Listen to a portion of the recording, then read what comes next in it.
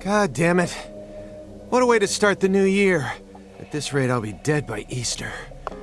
Quiet down, Agent Jones. You're on the clock. Quiet down? Ha! You have any idea what you've done? I'd be half naked in Havana right now if you hadn't shown up. Soaking up some rays, surrounded by a harem of bikini queens, a mojito in one hand, and a seafood-slathered Havana-style pizza in the other. What did I do to deserve this? Does God hate me? No. The Regional Bureau Chief merely issued a special order. Oh. Agent Jones, don't let him take control of the conversation. The moment you let your guard down, he'll strike.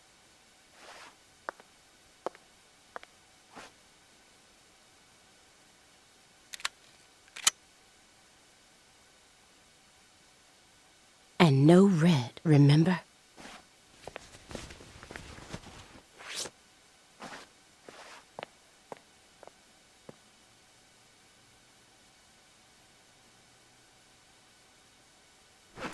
It's open. Come on in.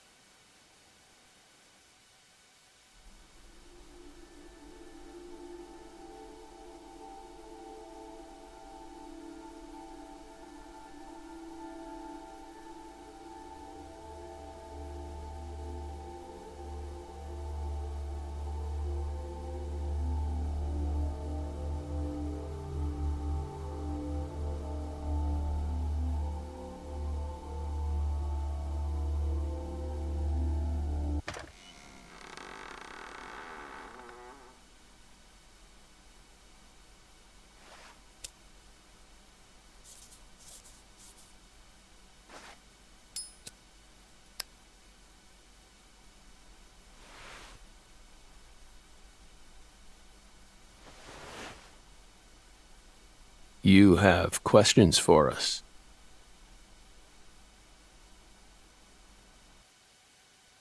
That's why you're here, isn't it?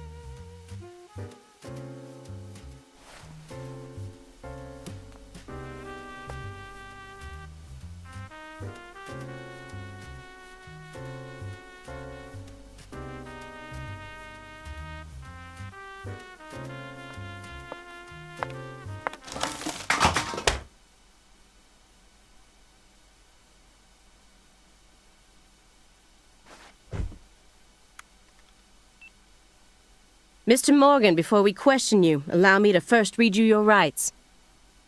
Anything you say may be used against you in a court of law. Please keep that in mind as you speak. Do we have permission to film this?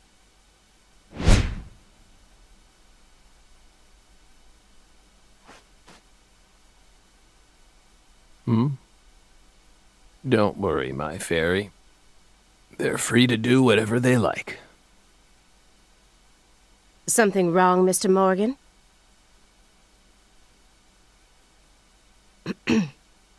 I'm FBI Special Agent Aaliyah Davis, and this is... Simon Jones. An analyst from the Boston branch. He's been monitoring us for years now. Oh, hi.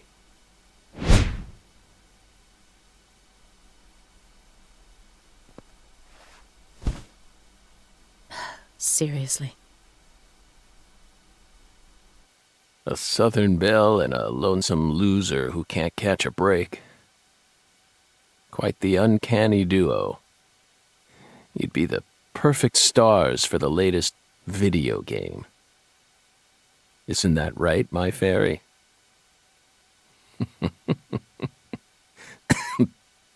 How many years has it been since someone came to chat with us?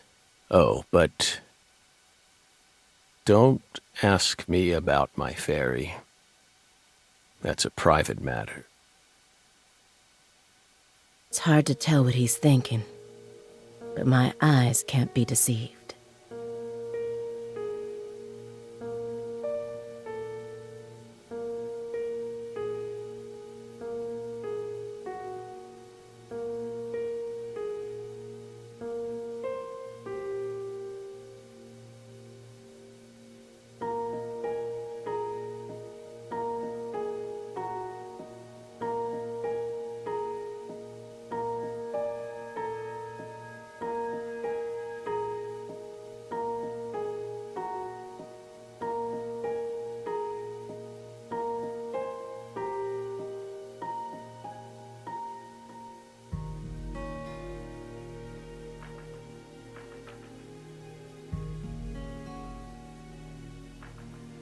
If he's hiding something, it'll come out in his face.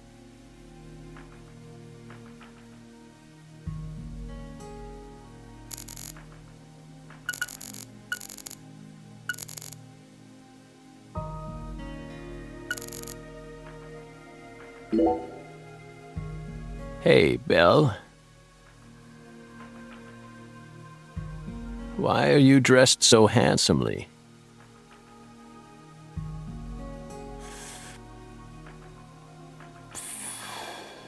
What are you talking about?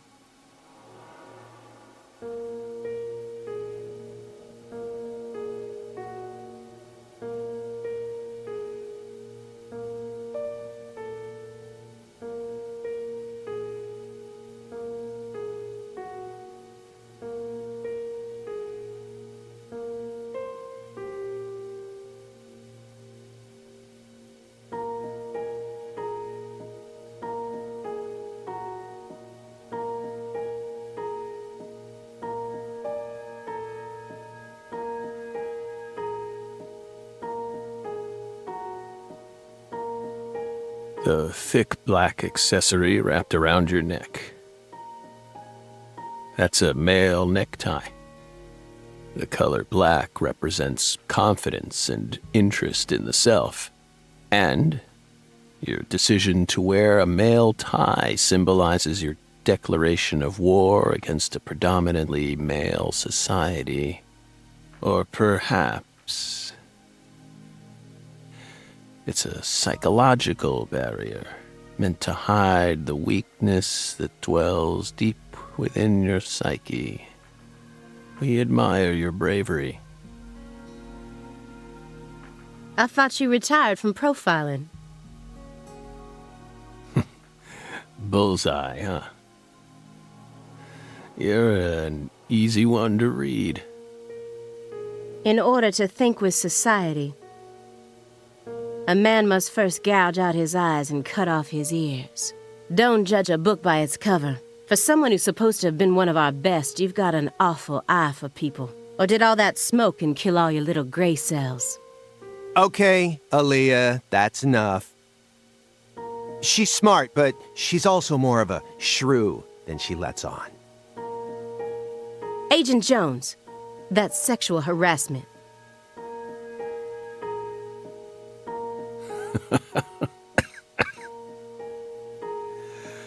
So, Belle, does that barrier of yours also protect you from violent criminals?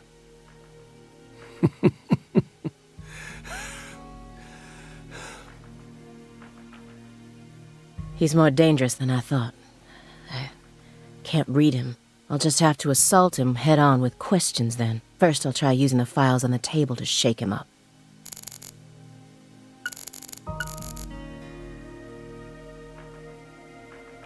A stage 4 progressive malignant tumor.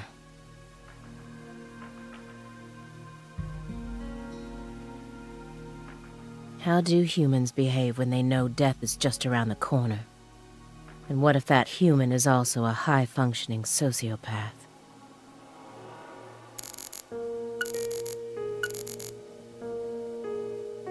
These files are from the case that took place just outside of New Orleans in 2005. The agent who handled the case was Francis Zach Morgan. And now he's sitting right in front of me. Mr. Morgan, may I ask you a question purely out of curiosity? If it makes you uncomfortable, just let me know. And I'll retract it. Belle, what's wrong? You sure put a lot of effort into that approach. It's a question about death. About this body? Are you afraid of what's coming? Think carefully about why we're smoking this, then ask us again. Honestly, we're not afraid. Rather, we find it intriguing. Intriguing.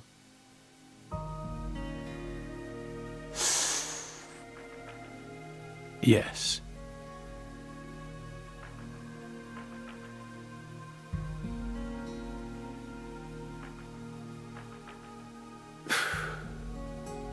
Belle?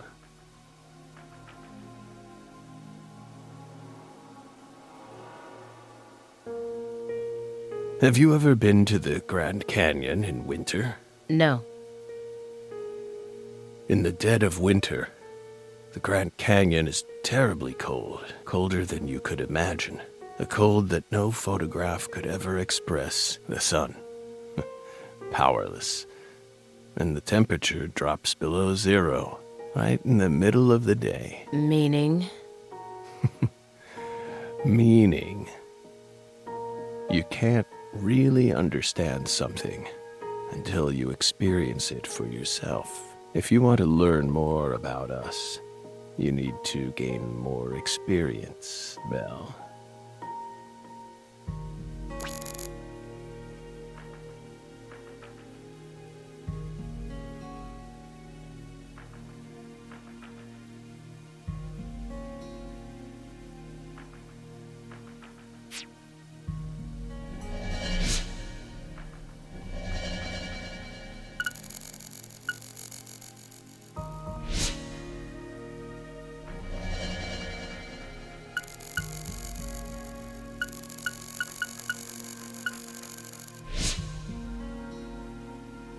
An ornate looks like he stopped.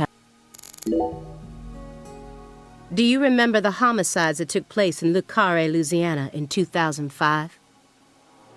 We solved that case.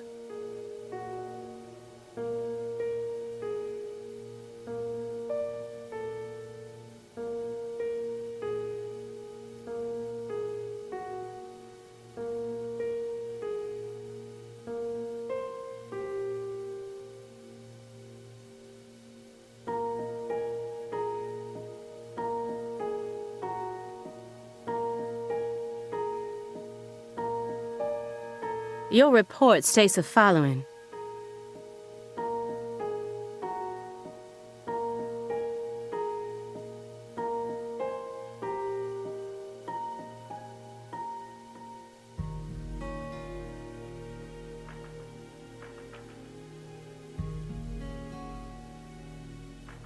By coincidence, you encountered a serious incident in a town you visited while on vacation.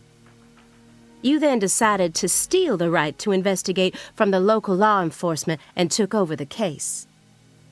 After several more homicides, you managed to apprehend the perpetrator.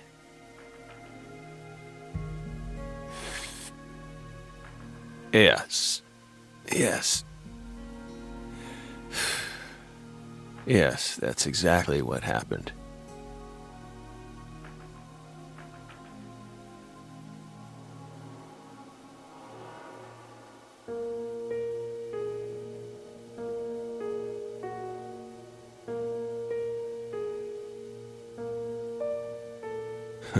We stole the right to investigate from them, just as you said.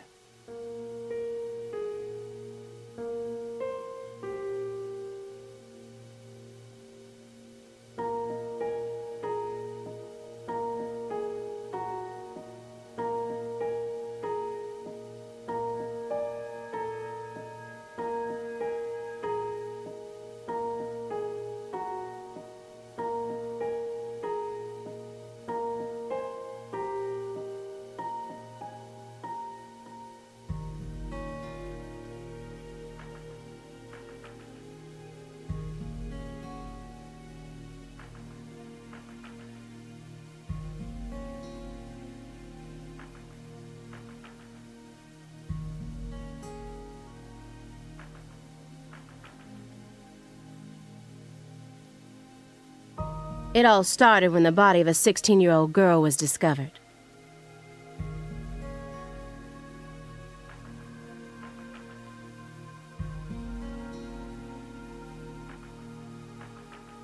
You arrived in Le Carré immediately after that, didn't you?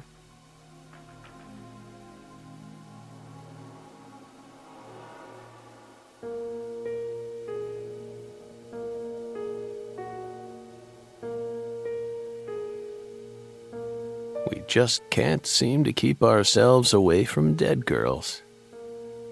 Did you really visit that town just to take a vacation? We don't know. If you already have the report, then we suggest you read it, Belle. Either way, that case is closed. Closed? You sure about that?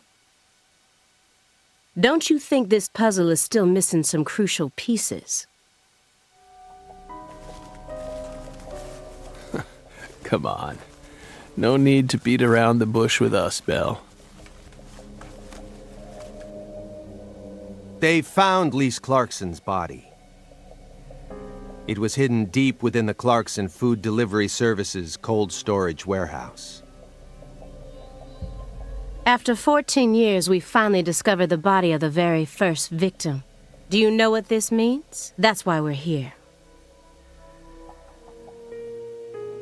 The first victim in the case he solved, Lise Clarkson. This is a photograph of what she looks like now. How will he react when he sees it?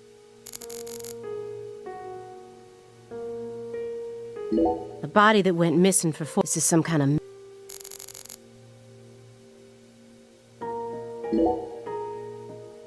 We're pleased that her body turned up. Deeply pleased. You claim to have closed this case, but now a lost body suddenly surfaced. Aren't you curious about the details? Body or not, we already solved that case. Lisa's body can't change anything now. And it certainly has nothing to do with us. I suspect the body was stored there rather than abandoned, due to the unnatural state it was found in. She was found frozen in a storage unit. Therefore, she looks exactly the same as she did when she disappeared. In fact, she's in such good condition that we can even determine the murder weapon and cause of death. Well, good for you. Even stranger is how unbelievably beautiful she looks. At first glance, few would guess she was a murder victim at all. She looks more like a piece of art, or a mythological figure from a painting. This keeps getting better and better. Better and better? Isn't that right, my fairy? A corpse as beautiful as a goddess. Sounds just like our story. Yes. Yes. That went okay. Now I'm sure that Morgan's hiding something. I may be able to get what I want if we go deeper into the documents.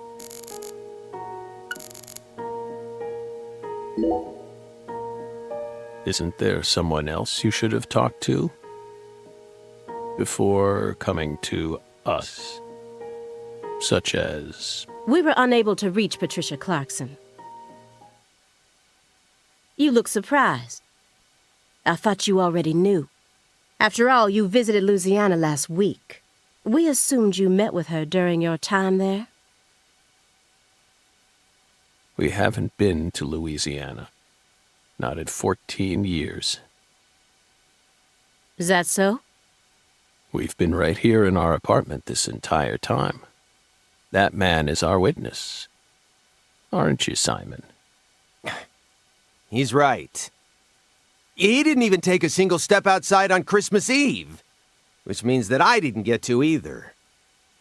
Are you positive about that? I took the liberty of checking some airline records. Last Friday, the name Billy Bishop was listed on a morning flight out of Boston. This is the fake name you used to use as an agent, isn't it? A mere coincidence. Yet that's not all. That evening on the same day, a man with a large scar on his forehead allegedly purchased an '89 Cadillac from a small used car lot in Le Carré. He reportedly said he wanted something old, big, and strong. The owner of the car lot felt it was a strange order, so it stuck in his mind. Our world is filled with mysteries, and they always have the most bizarre timing.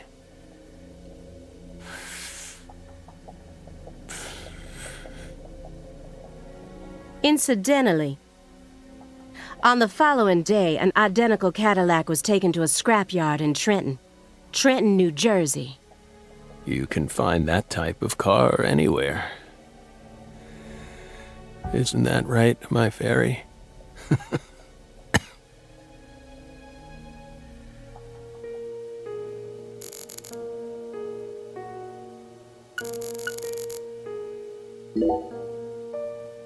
That chessboard looks rather old.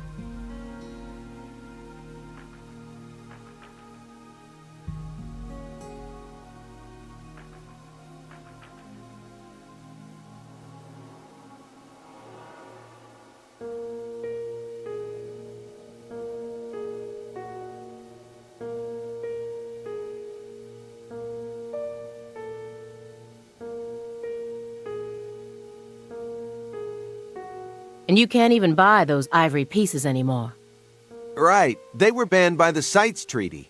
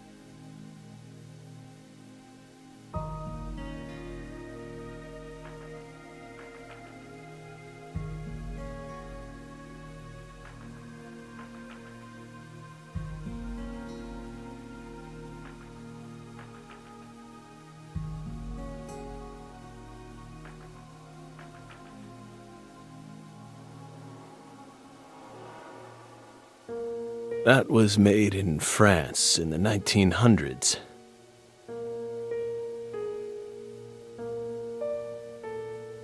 We know it's in bad taste, but the weight of the ivory just feels so good in our hands. You play chess alone? Is that a crime? No. But it's a hard game to enjoy when you're all by yourself. He's probably just replicating famous games. Or trying to solve problems from a chess workbook. Right, Morgan? I may not look it, but I'm actually a bit of a chess nut myself. When I was in school, I used to pore over every issue of Chess Life, the magazine published by the U.S. Chess Federation. Well, unfortunately, your guess is completely wrong, Agent Jones. He isn't replicating a famous game, nor is he solving workbook problems. There isn't a single chess book to be found in this apartment. And I didn't find any chess-related websites in his internet history. He was simply playing chess, all alone. So, what's wrong with that, Belle? I don't understand it. How could a single human being seriously play as both sides? You just publicly confessed to stealing personal data. Seems like that's a much bigger problem. Oh no. Everything was done in a perfectly legal manner. We simply happened to intercept a handful of data being sent out from an unknown origin. Ooh, now she's really trying to scare us. Did you hear that, my fairy? Serious nightmare fuel.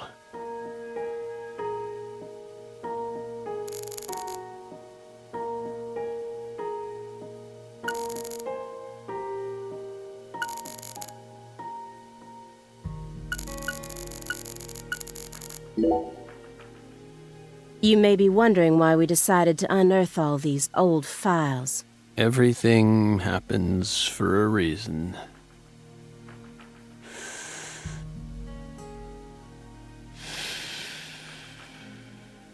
The moment Lise Clarkson's body was found, we did the best we could to start our own local investigation. But there wasn't much we could actually investigate due to the damage caused by the hurricane. Then we assume you also questioned everyone who worked in the warehouse. Of course. We questioned all the Clarkson Food Delivery Services employees who staffed the warehouse and its owner, but we still have yet to obtain any key testimonies. Par for the course with a 14-year-old case, if you ask me. Not to mention how bad the timing was. Most of the employees were on vacation. So, you gave up on the investigation and came to see us instead.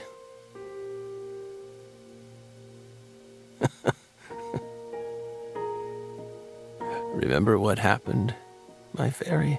That warehouse. That man. So incoherent. Such a pain. Hey, are you talking about the guy who managed the vault where Lisa's body was found? Yeah, I think he started working there in 2005. Remember, Aaliyah? You said he was a pain to deal with, too.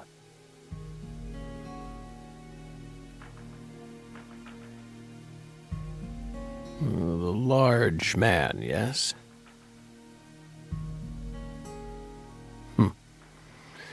No need to answer. If you don't want to. I'm sure you've already put him under surveillance. Textbook FBI protocol. Morgan's right. Everything happens for a reason. Even this messy room. There must be a reason for it.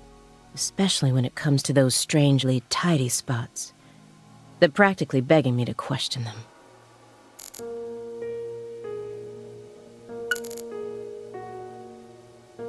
DVDs are all over the place. I know that he's a shut-in, but this still seems like way too many for one person. And I've never heard of any of these titles before.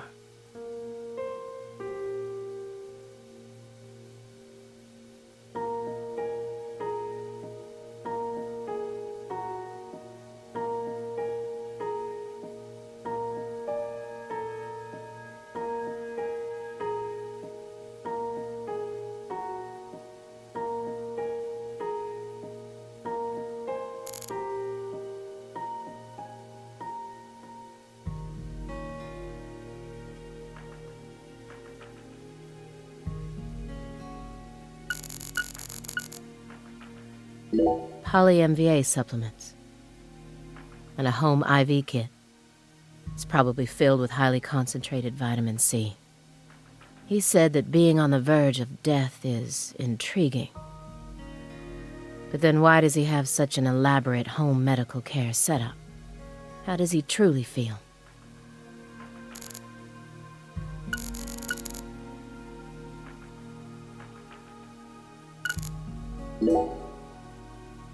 Do you like fresh vegetable juice? Why would you think that? There's a juicer in your sink that hasn't been washed yet. And do I smell the faint fragrance of baked beans? You didn't use much salt, did you? What are you implying? You just told me that you find impending death to be intriguing. That confused me. When I look around your room, all I can see are the many ways in which you're resisting death. Poly-MVA treatment, highly concentrated vitamin C IVs, fresh vegetable juice, vegetable protein without salt, gallons of vitamin D milk for fat and calcium. The ambivalence, yes. What? Two contradictory emotions, mixing, coexisting together. An adult, mature mind is never satisfied with only one response. It's common sense. Isn't that right, my fairy?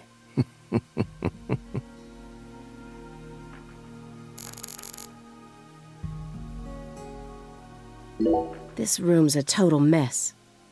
But certain spots look perfectly clean. Is it just a coincidence? No. There are no coincidences with this man.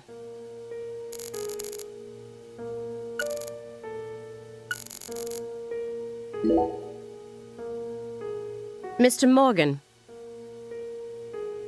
I found several spots in this room that look strangely clean. Did you tidy up a bit because you knew we were coming?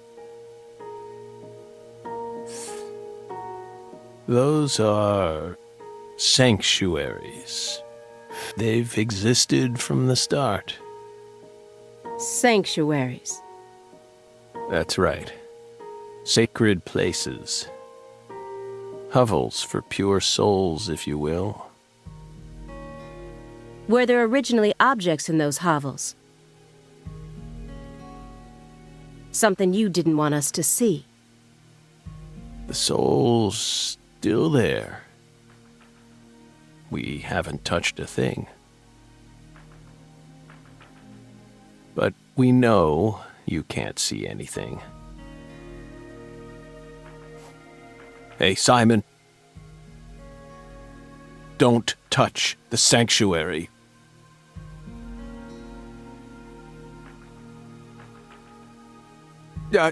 Sorry.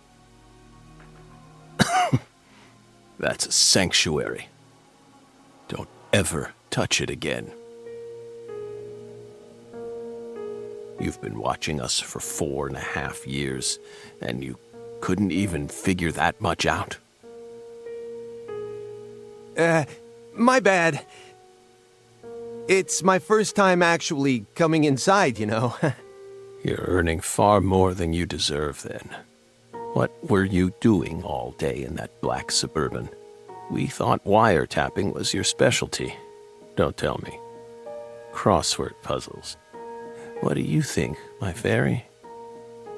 4.5 years.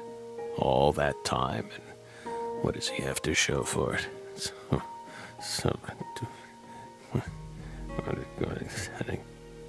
Crossword puzzles? No way. Come on, I thought you knew. I'm a Sudoku guy. Agent Jones. Oh, right. He's completely taken control of the conversation. At this rate, we'll never get anywhere. I need to press him some more. Agent Jones. The briefcase isn't even that big. How long does he intend to keep that up? Does he have pizza menus stuffed inside there or something?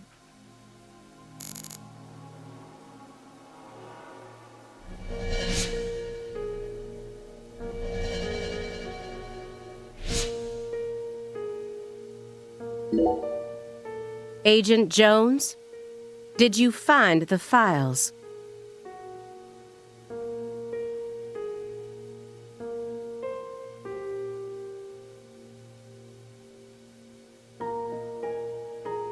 Mr. Morgan, do you recognize these files? Whoa! Whoa! Ow! We told you. That's a sanctuary. Let him go! Assaulting an FBI agent is an obstruction of justice! We told you. Go. Ah! Stay back. Stay back. Sanctuary. Down. Somebody. Ah! Ah! Ah! Yeah.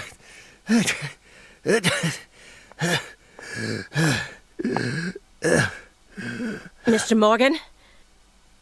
I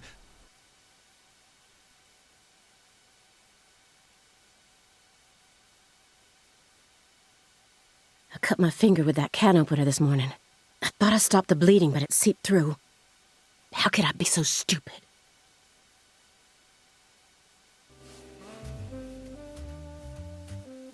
Everything should be fine now. I'm sorry for being so careless. I made sure to read through your file and learn about your condition. The color red. Such an unusual thing to fear. Please, accept my deepest apologies. I'm sorry too, Morgan. I don't know what I was thinking. I'll never touch one of your sanctuaries ever again. And no more red, either.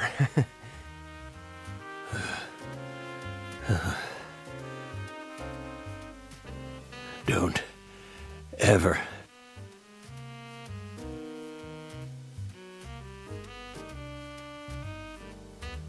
Touch one.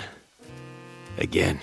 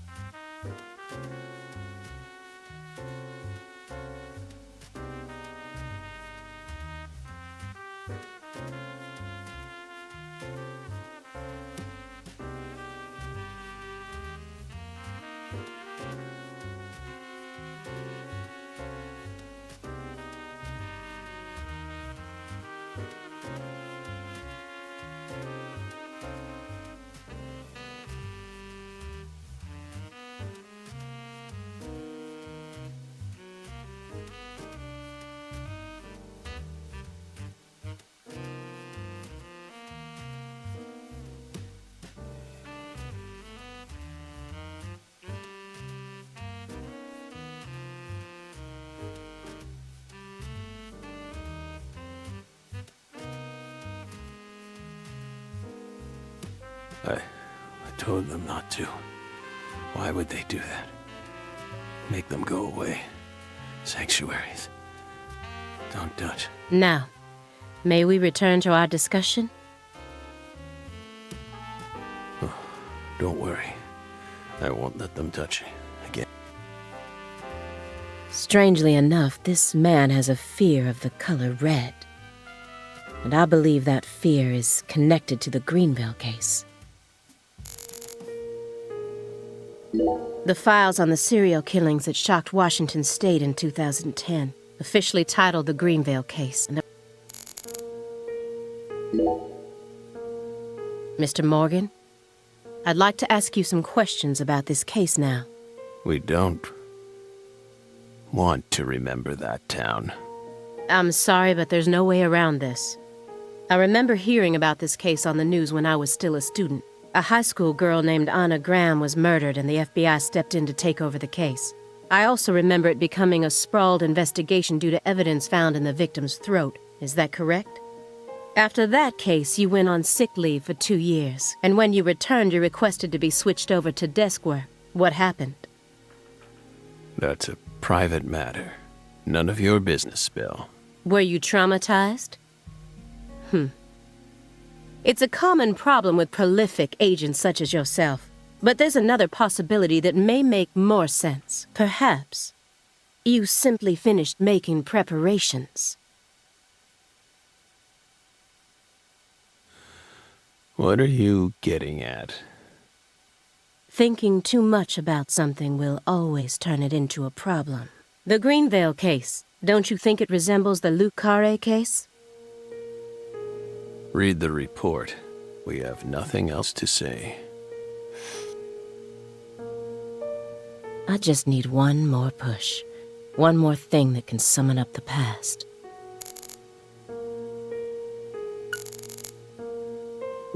A picture of a leaf. This isn't just a picture of any leaf. It's the most important leaf. The belief in truth begins with the doubt of all truths in which one has previously believed. It's time to get down to business.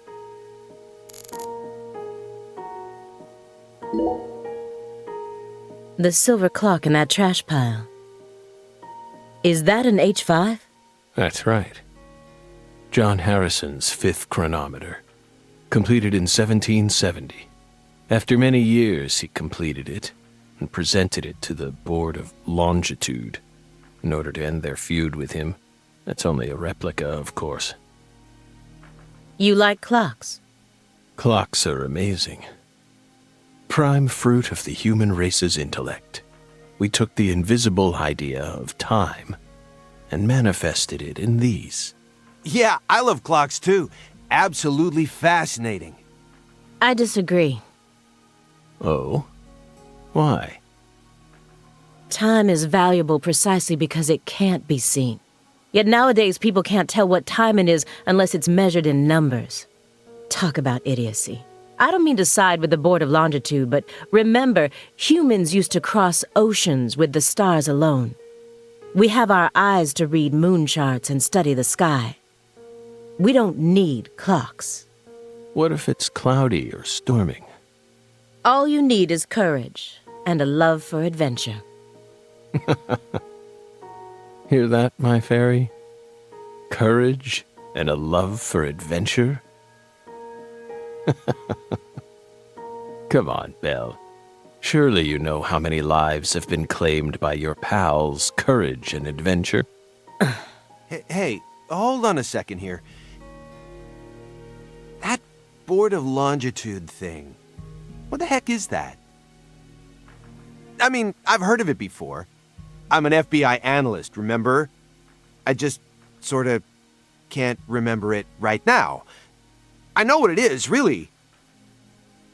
I'm telling the truth. Come on, Aaliyah, back me up here. Aaliyah?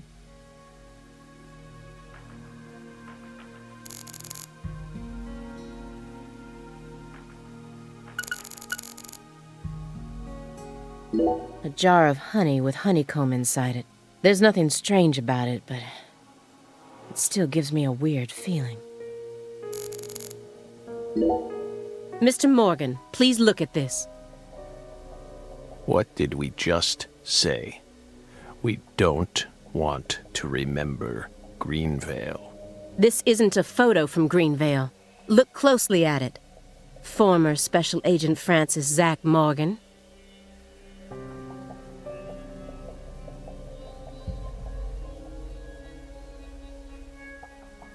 This photograph predates Greenvale. It's from the Lucare case you worked on in 2005. Red tree. Red tree. Yes. A red tree. Greenvale wasn't the first place you saw one of these. The Greenvale case and the Lise Clarkson murder case. They're connected, aren't they?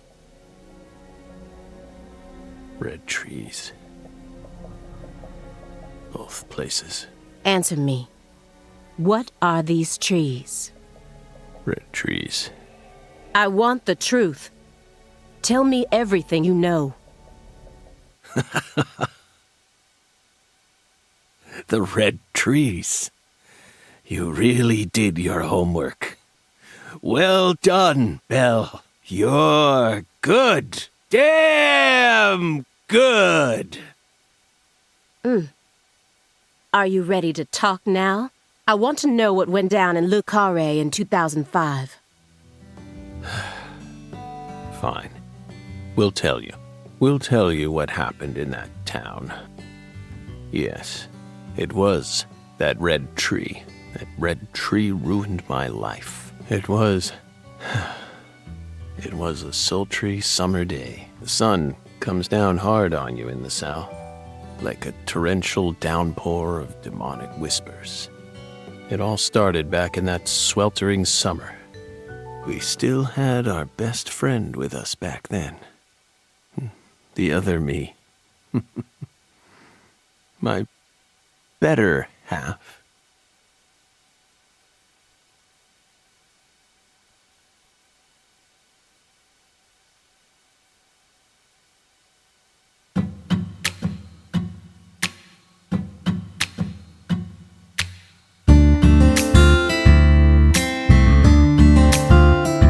Never a choice. When somebody needs you, you can't turn away. You're their only lifeline, just a hero, a bullet for hire, working alone. Always a voice, a cry in the darkness, an echo of pain that's been long forgotten, but it haunts me, my destiny to be alone. There's a time when you see life for what it's gotta be. You should know they'll destroy you. A call to me to keep searching, walk alone.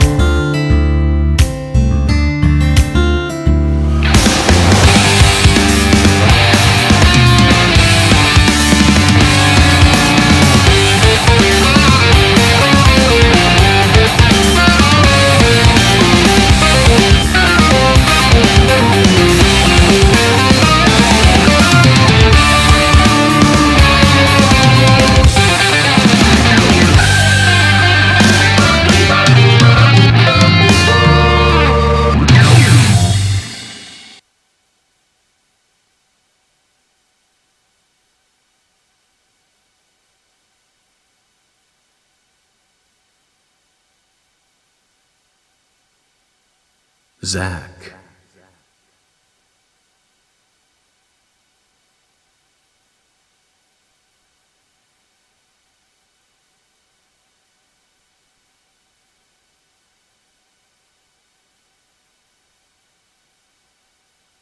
Zach.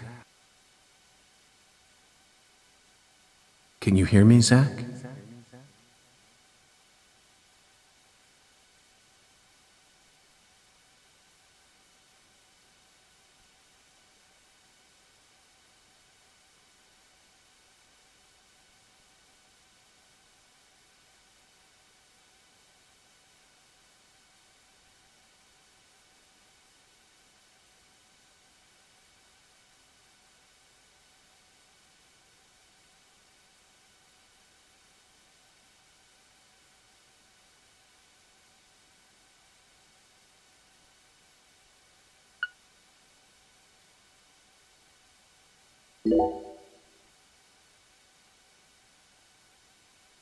There you are, Zach.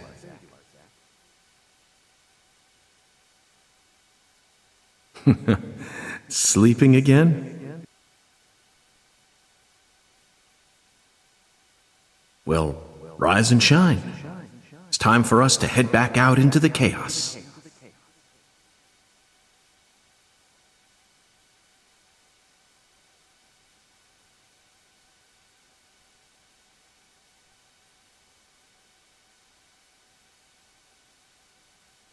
Isn't that right, Zach?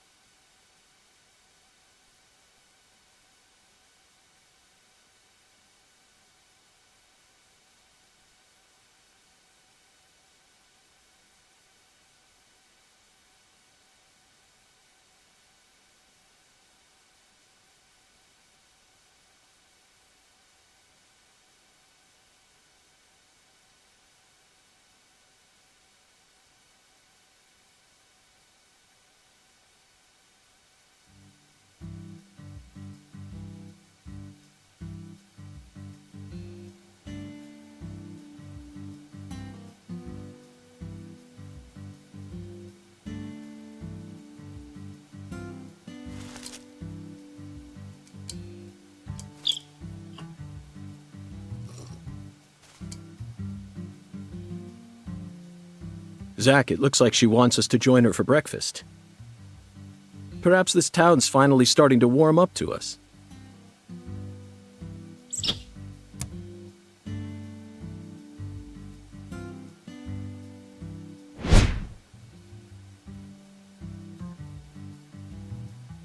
Look at that, Zach.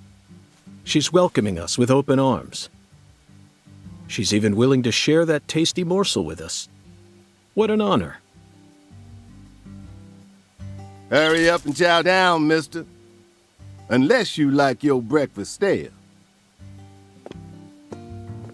What an amazing place. I've been on top of the moon since the moment I got here. And the name of this wonderful town, Le Carré, sounds like French to me. But what does it mean? I'm the chef, David. If you want to know about the town, you'd better ask the concierge. Only amateur chefs flap their gums about stuff that ain't food-related.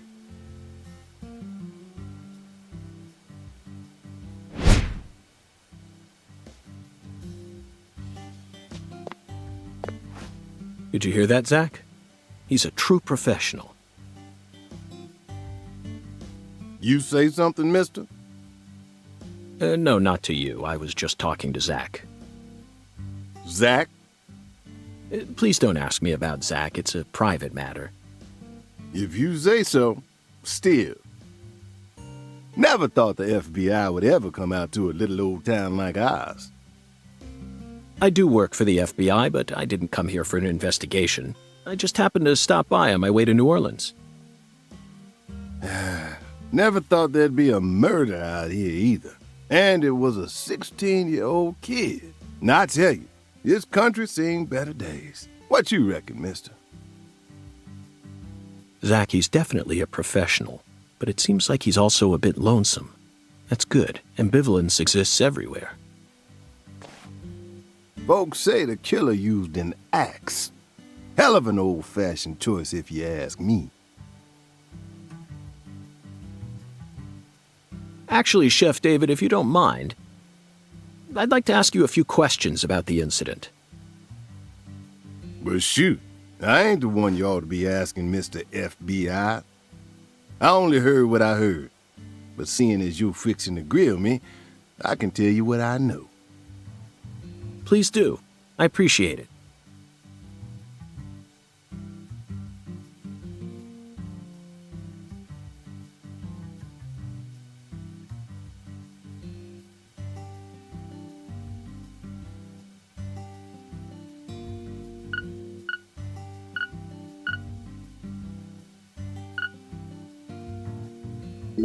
You said the victim was a 16-year-old. Did you know her? Well, sure. I reckon the whole town did. Meaning? She's Lise Clarkson, the little grandbaby of the Clarkson family. The Clarkson family? That's right. You ain't seen they sign on your way in here? The one above that huge cold storage complex. Should have had a dragonfly on it. Anyway, that's the Clarkson family seal. They own most of the land round here, from the sugar plantations right down to the food processing plant. Yeah, I reckon they got a stake in just about everything. They even own the water tower on the edge of town, you know. They're the ones who built up this town, and they still support it.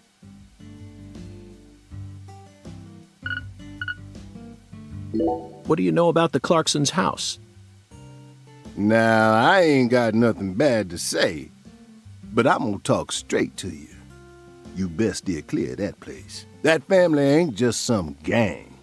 They're a whole different kind of beast. They folks with real power.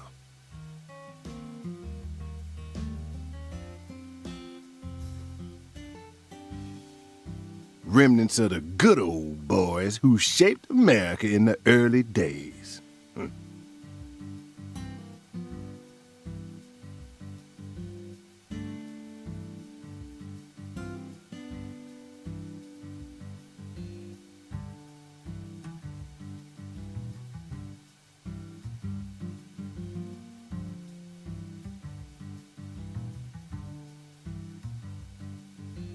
Especially the head of the family, P.J. Clarkson. He's the kind of monster who goes around eating other monsters. And I'm sure he's on edge now with his granddaughter getting murdered and all. So don't go barging in with that shiny FBI badge of yours and think you'll be safe for nothing. Things are different down here. So if you plan on sticking around, you best remember that. I see. I'll keep that in mind.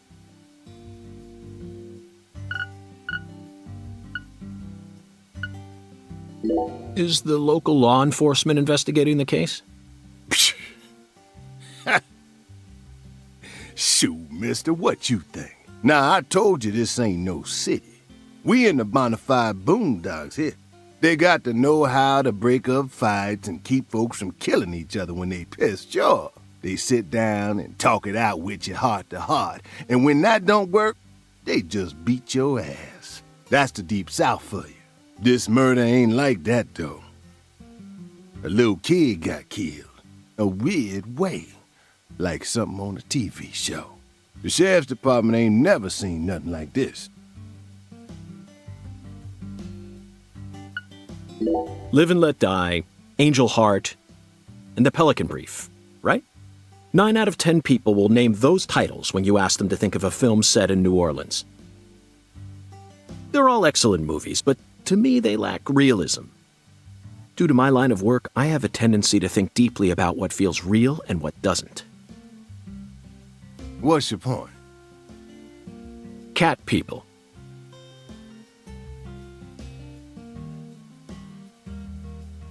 That's my point. Cat People. 1982, directed by Paul Schrader. The crowning achievement of Nastasia Kinski, the ultimate muse of the 80s. The most vital element of that movie is the reality it depicts. Leopards who turn into humans have intercourse with humans and turn back into leopards. Then they can only turn back into humans again if they mutilate their lovers.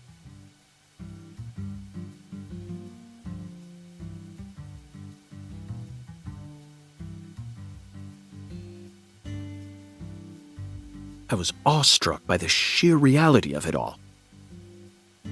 Understand? I'm talking about hyper-realism. After watching it, I felt like I just had to experience the world of cat people for myself. That's why I decided to visit New Orleans. Okay.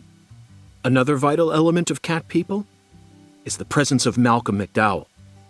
Malcolm McDowell from Blue Thunder. Oh, talk about a masterpiece. Listen carefully, David. Only an amateur would call A Clockwork Orange his best movie. His best movies are Cat People and Blue Thunder, period. You need to remember this. because it's the truth.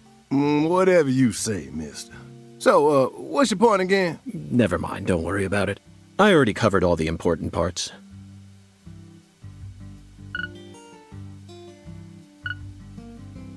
When you say it was like something from a TV show, what exactly do you mean?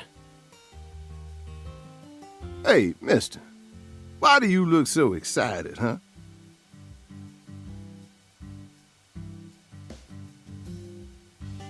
Like a kid asking Grandma to read him a fairy tale.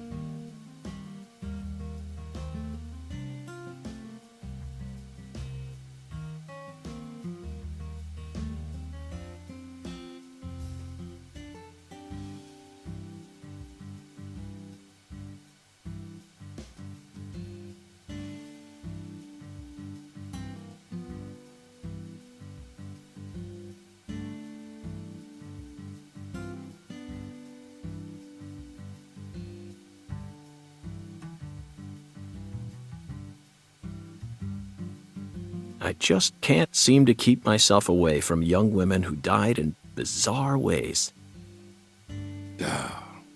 Well, I ain't seen it with my own eyes, but folks say they found the body hanging under a bridge on the bayou. And under that bridge, there was some kind of altar. An altar? Like something they use in black magic. Something horrible. Voodoo? Nah, wasn't nothing like that. Just a weird altar. That's all? Oh, and the body was all cut up in pieces, scattered around the altar like. So she was sacrificed? That's what the fella who discovered her said, yeah. Bingo, Zach. This case has got our names all over it. By the way, Mr. FBI, I ain't seen a car in the parking lot. How'd you get all the way out here, huh? Don't tell me you walked. Well, that's a very good question. Chef David, you've got a sharp eye. It's true that I didn't park my car in your parking lot. Do you know why? Can't say I do. Because it was stolen. Huh? But you with the FBI, right? Even FBI cars can be stolen. It could happen after you park your car on the side of the road and go off to do some legwork. When you're eating lunch, when you're watching a movie, when you're asleep at night, when you're buying cigarettes at the local supermarket. Your car can be stolen anywhere. That's precisely what it means to be an FBI agent. In my case, my car was stolen while I was on my way down here. But no need to worry. I already reported it to the local authorities. And I've also already acquired another mode of transportation. Another mode? Want to hear the details? Not really. But I'll listen if you want me to. Then please do. After I finished my work in Houston, I flew to New Orleans. Then, I rented a car at the airport. Whenever I visit the West Coast, I always rent a convertible, especially in California. But now I'm in hot and sticky Louisiana, so I decided on a brand new hybrid car with a fully equipped air conditioning system. A hybrid car? Oh yes, they're marvelous. Vehicles that utterly defy everything you think you know about cars. Now, in the year 2005, it feels like we've finally entered the 21st century. Stomp down on the gas all you want. The engine won't make a sound. It's silent? At first, I felt like the landscape was moving past me on its own. Give it a few more years, and I'm sure we'll start seeing cars that run purely on electricity. And who knows? In a decade or so, electric sports cars may end up lining the parking lots of Silicon Valley. I can see it now. It's the world of The Last Starfighter, 1984, directed by Nick Castle. It's famous for being the first film to utilize realistic CG, but I couldn't care less about that. See, I was mesmerized by the beautifully refined mech designs. It even made me wish that I could be one of them myself. Especially the Gunstar spacecraft. No other sci-fi movie has ever had. So, where'd your hybrid car get stolen? Sorry, I got off topic. I noticed it was missing after I finished my lunch and walked out of the diner. Incidentally, this diner was located at the entrance to a small town just south off the I-10. I went out to get back in it, but my hybrid car was nowhere to be found. I remembered exactly where I parked it, right between a blue pickup truck and a hedgerow. But when I came back from lunch, it had completely vanished. In short, someone stole it. And in its place, they left me this. What? A skateboard. A skateboard? Yes. While I was sliding my lunch into my stomach, someone was busy replacing my brand new hybrid car with a wooden board attached to 4 wheels. Remarkable, don't you think? So then how did you get here? By riding the skateboard, obviously. Why do you look so surprised? No, I couldn't ride the board very well at first. But by the time I hit the 3-mile mark, I'd more or less gotten the hang of it. By the 10-mile mark, I'd even learned to do a few tricks. It was a journey of self-discovery. Not even I knew I had this latent talent sleeping inside me. This summer's gonna be another hot one. It's supposed to get over 95 today. Watch out you don't go getting heat stroke. The Lise Clarkson case needs us. Don't you think so, Zach? The cat people are what guided us to New Orleans. We should be thanking Malcolm McDowell. Once we get home, let's watch Blue Thunder again. I'm already looking forward to it. Aren't you, Zach? Zach. The searing light. These scents. It's the deep south. That was a fabulous breakfast. You're the world's greatest chef. Wait, mister. You didn't take a single bite. Well, the tea was to die for. But I'd prefer coffee next time. What would a morning be without coffee?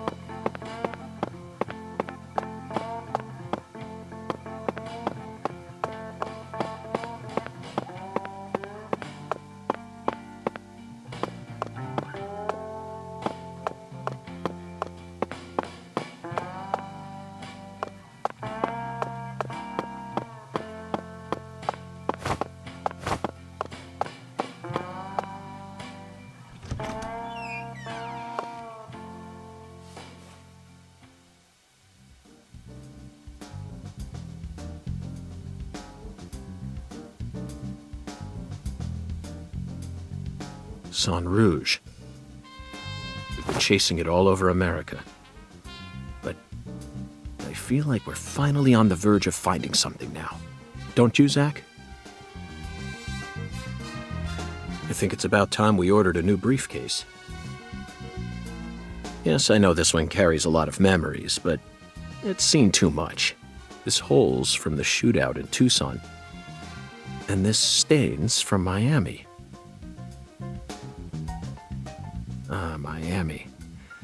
that was a fascinating case. Billy, our perp, cut his own torso right in two. Even with the help of the drugs, a feat like that still requires incredible mental fortitude. I was so impressed that I forgot I'd left my briefcase on the floor, same floor his blood gushed out onto.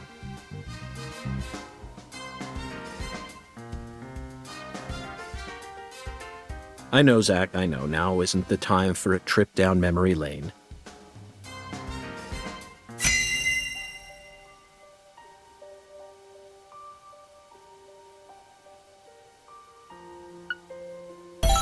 An emergent drug that's been on the rise in 4 southern states. Personally, I think it originated right here in Louisiana. And Lise Clarkson's murder must be connected to it somehow.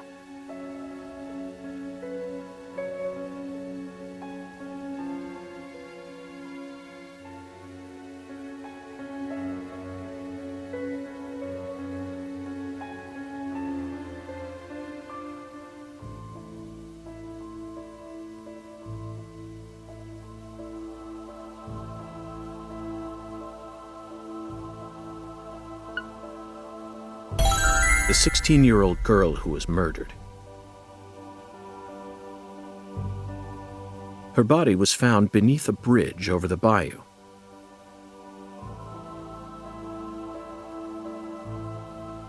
Along with a strange altar.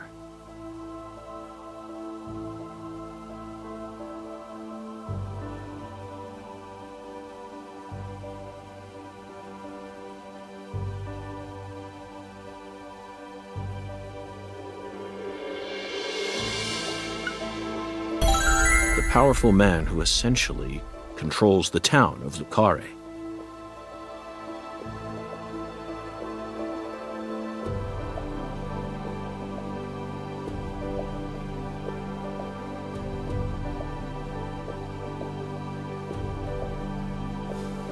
And he seems to be more fearsome than your average gangster.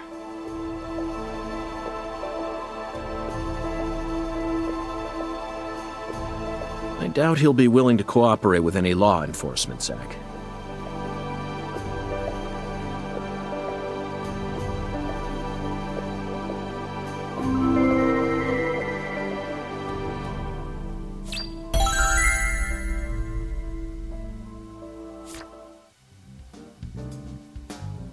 You know, I keep thinking about that movie we stopped to see on our way here, Zach.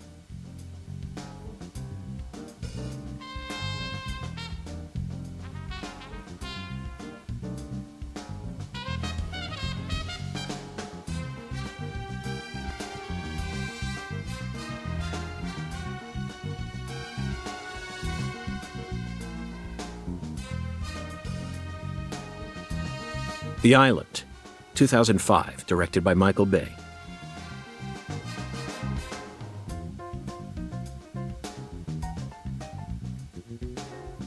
For a movie being shown at a cinema complex, it was surprisingly artistic.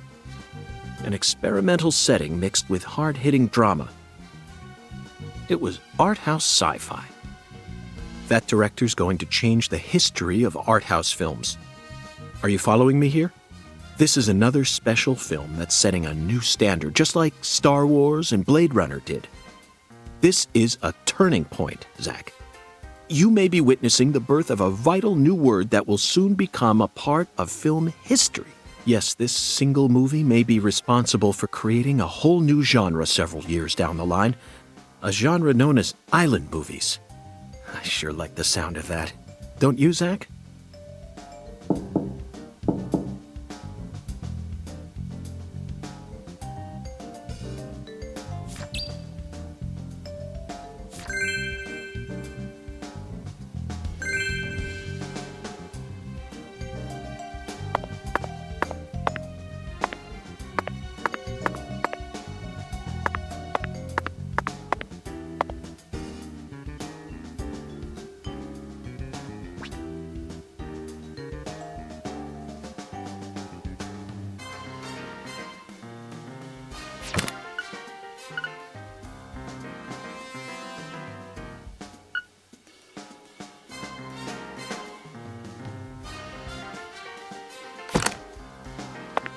I'm very satisfied with the decorations and the size of this closet, Zach, and it's even got a security box. What else could a man ask for? It's proof that we're still safely inside the fringes of modern civilization.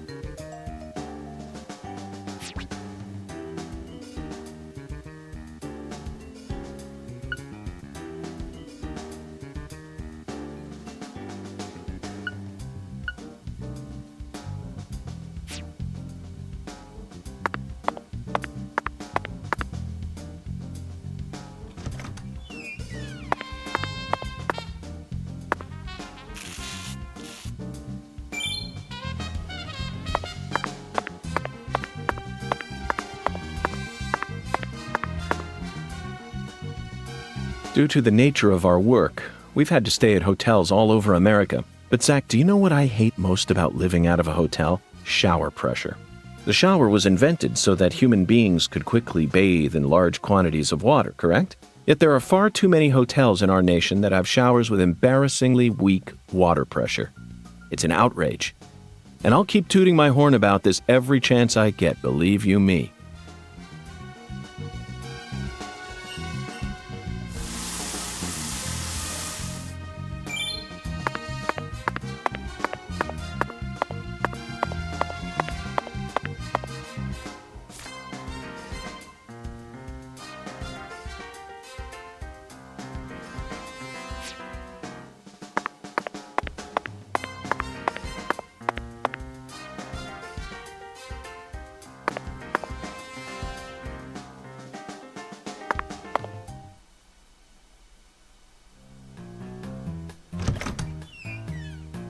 Hey there, Chef. What's cooking? Chef, what are you talking about, sir? I'm the concierge, David.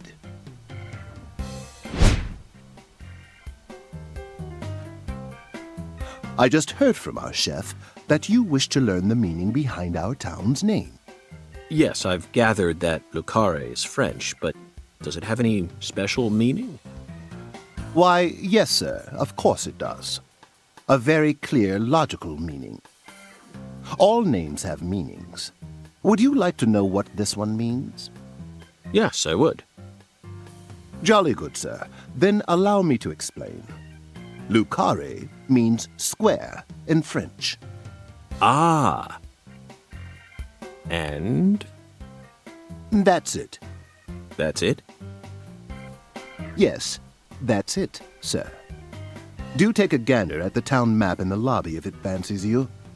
It's beautiful, valuable, and old. I'm sure you'll understand once you see it. Now, please excuse me, sir. If you ever need anything, please don't hesitate to ask.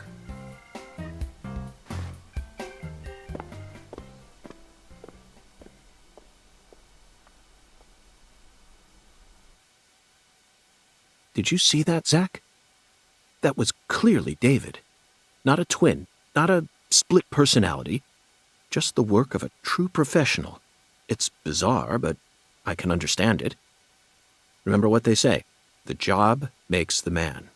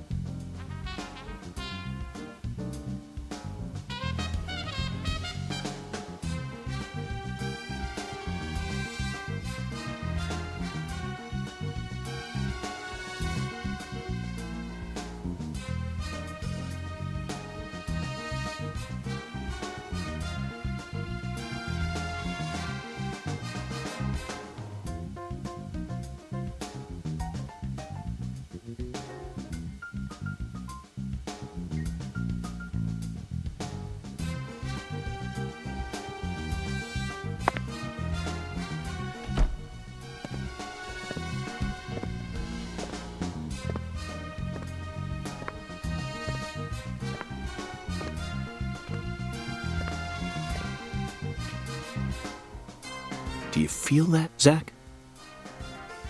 Dozens of paintings no one will ever see. The faint scent of tobacco baked into these walls for over a century. Now that's what I call a hotel.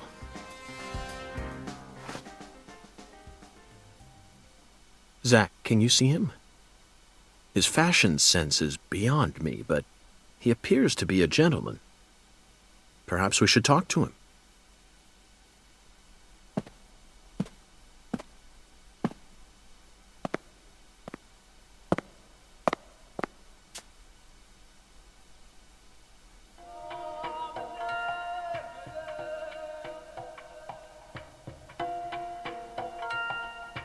Nice tie. Did you buy it here? It's been a long time since someone spoke to me. No one these days ever tries to see me. They can see what's far in the distance, but are blind to what's in front of them. No. Maybe they're only pretending not to see. That's what civilized society does to people. Exactly. Ever since mankind got their hands on civilization, they zoomed away at a frightening speed. Zoomed away from what?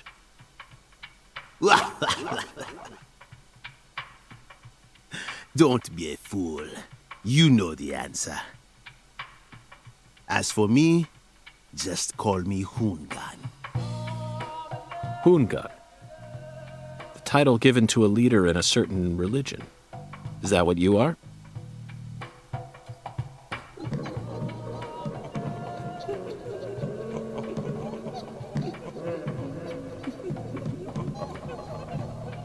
Do you comprehend the oracle? The Oracle. Put on your religion hat, Zach. Here we go. Fell 10 maidens in the shrine of hunger. Find the flying serpent in the ambiguous zero. Dance with the flying serpent, and you will glimpse the other world. 10 maidens and an ambiguous zero. Got it. But what do you mean by otherworld? Follow the oracle.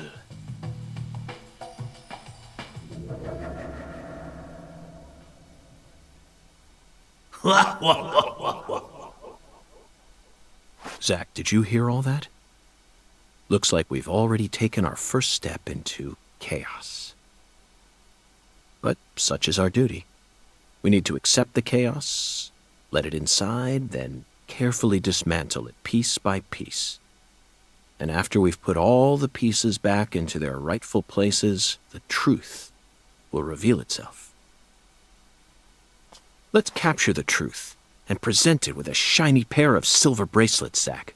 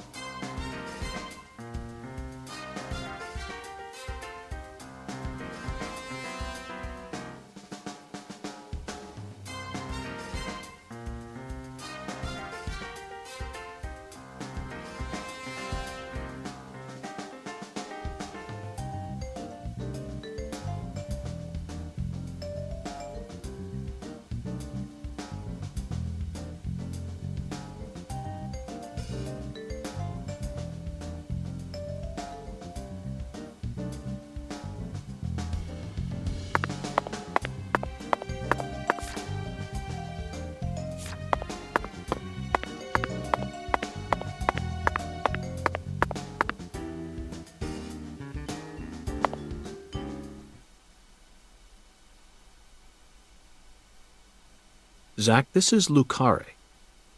I think I'm finally starting to understand what our concierge was trying to say. You can tell this town was built by a very methodical person.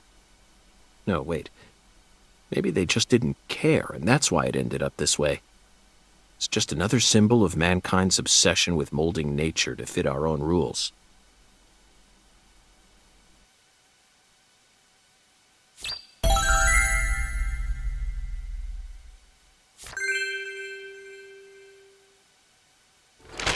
Zach, what did you think of Hungan's oracle? Despite all the dramatic build-up, it's little more than a childish riddle. Heartwarming, really.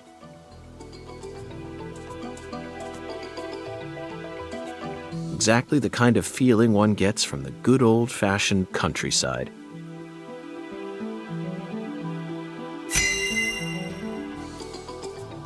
Now let's start by tracking down those 10 maidens. The oracle gave us a place and an act. We need to go to the Shrine of Hunger and fell 10 maidens. Now where in this town can one satiate their hunger? The hotel and where? And the 10 things that need to be knocked down. Simple, right? The answer is bowling. The shape of the bowling pin was based on the feminine form. The 10 maidens are the 10 pins. But a place where someone can both eat and bowl at the same time. I'm skeptical as to whether we'll be able to find such a place in a backwoods town like this. Alexis's Diner and Lane. This is it, Zach. There are even pins and a bowling ball on the sign.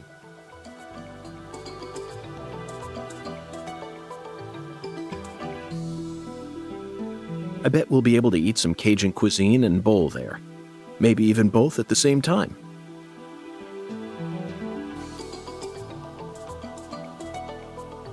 Nice job, Zach. I knew you'd be able to find it.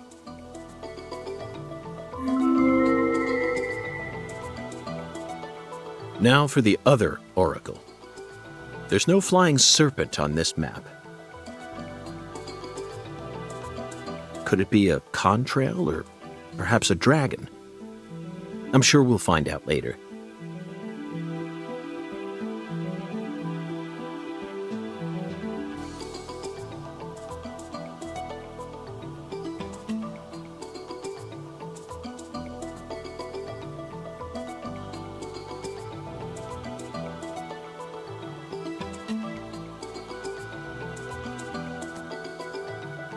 First, let's just figure out where we need to go. Do you know what the ambiguous 0 represents? 0 is usually treated as a base number, but under what conditions would a base number be ambiguous? The answer is temperature, Zach. Yes. 0 degrees Fahrenheit is minus 17.7 degrees Celsius, and 0 degrees Celsius is 32 degrees Fahrenheit. You'd be hard-pressed to find a more ambiguous 0 than that. The question is, does our 0 refer to Celsius or Fahrenheit? The Clarkson Food Delivery Services cold storage warehouse. That's got to be it. Even with this blazing sun in the sky, they can easily keep the temperature below freezing. Be honest now, Zach. You knew the answer from the very start, didn't you?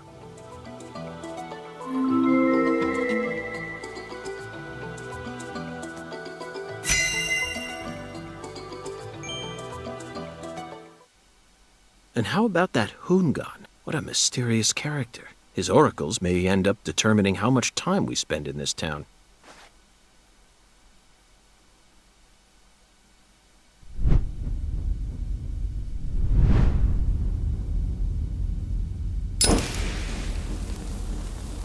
Sorry, boss, but this is a smoke-free hotel. If you're dying to smoke, head out the entrance and you'll find a smoking area in the rear parking lot. Don't tell me. You're the At bellboy. your service, boss. Are you good friends with the concierge and the chef? We work at the same place, yeah. But, I can't really say whether we're good friends with each other. We're all professionals, though. Nothing more, nothing less. I believe we've struck gold here, Zach. It just screams deep south. Actually, no, it doesn't. This is all his charm. So, if I want to smoke, I should go out the entrance and around to the rear parking lot? Bada bing, bada boom. Okay. I'll play by your rules.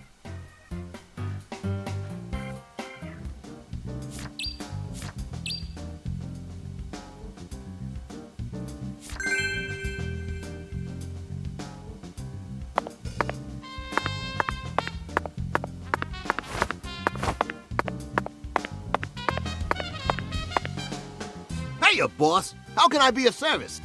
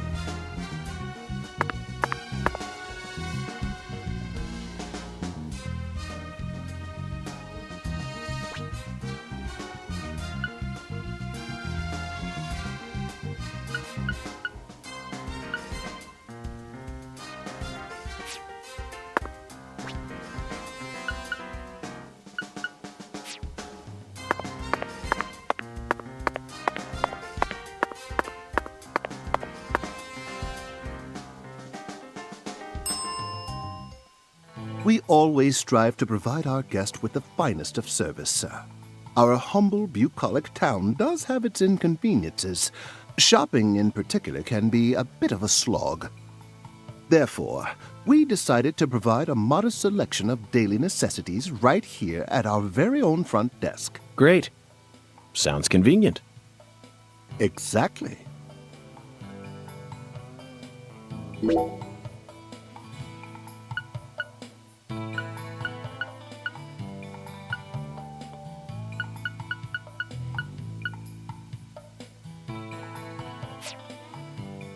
Serving you is please do let...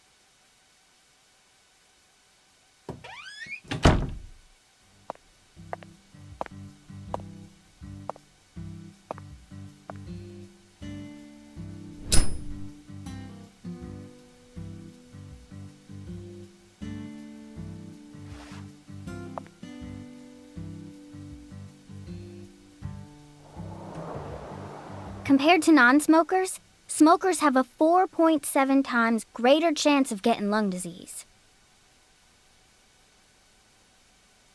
You know that means it's more likely than getting asbestos poisoning? The risk of death from lung cancer is actually much lower than what you think it is. In fact, it's tiny when compared to heart disease, strokes, and pneumonia. We're always surrounded by easy ways to die, you know. Some people even get randomly struck by lightning and die right there on the spot. Then I reckon you also know that secondhand smokers have 1.3 times greater the risk compared to smokers? Of course. So you won't mind paying the damages when I die of lung disease? How about writing that in a contract for me? You got a pen, right?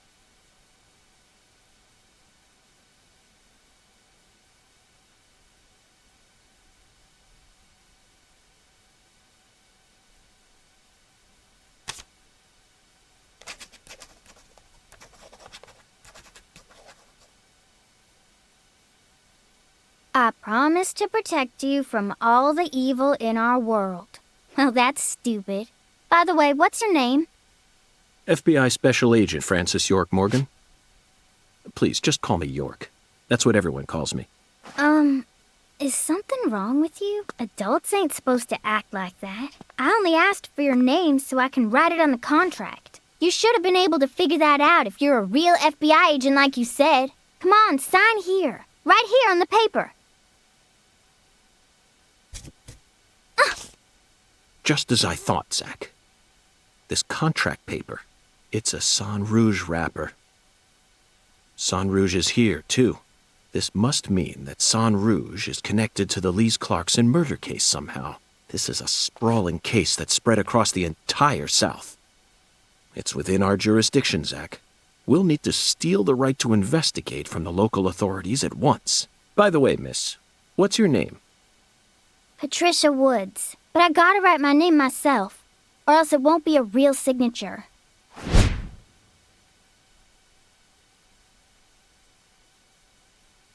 Tell me, Patricia, does this town have a sheriff, or is it under the jurisdiction of the nearest city police? Perfect timing. Well, go on and steal it if you want it. I was just thinking about how this is way out of my daddy's league. Thank you for the information, Patricia. Okay, Zach, it's time to get to work. How should we seize control from the sheriff this time?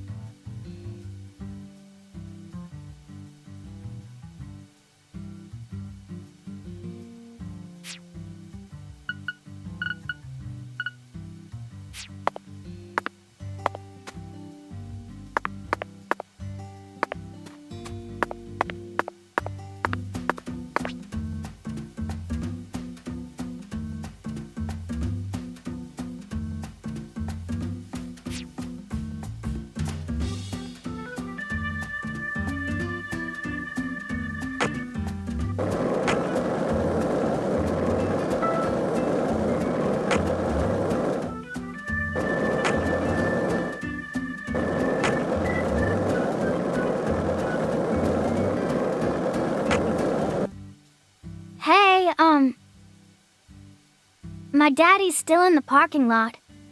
I thought you were gonna steal the right to investigate from him. Hurry it up.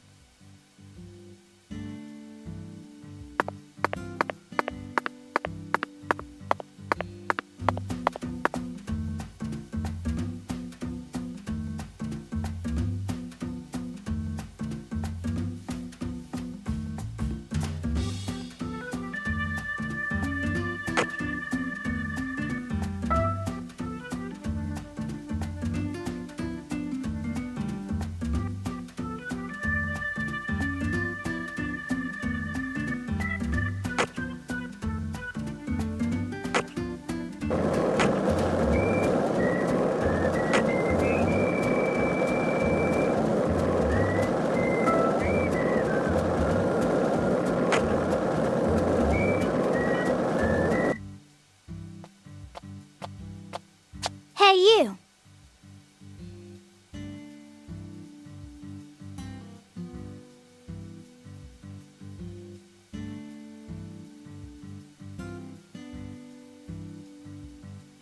You ain't secretly cutting kids up and sticking them into jars while you work as an FBI agent on the surface, are you? Or...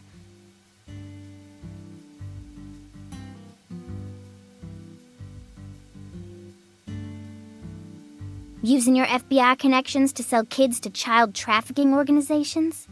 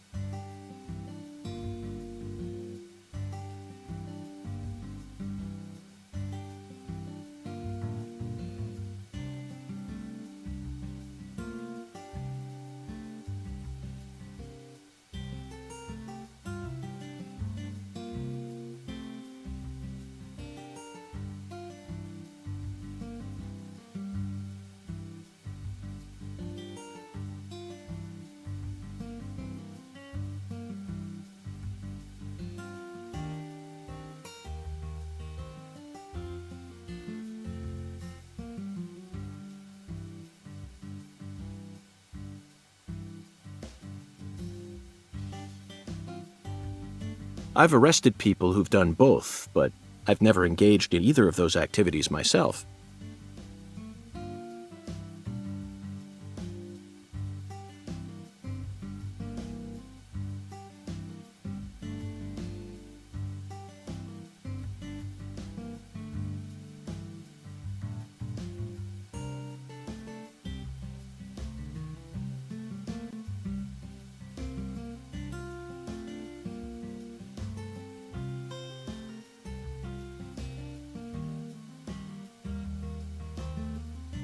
Of course, I have imagined doing such things in order to learn more about the psychology of the criminals I deal with. It was just a joke. Why are you getting all serious?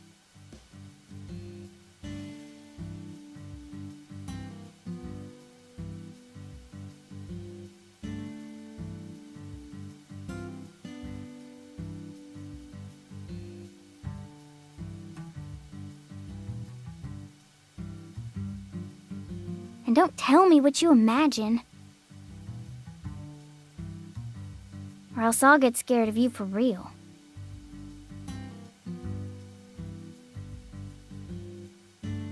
Hey, can I come with you? You signed a contract with me, remember? And besides, I'm kind of worried about my daddy.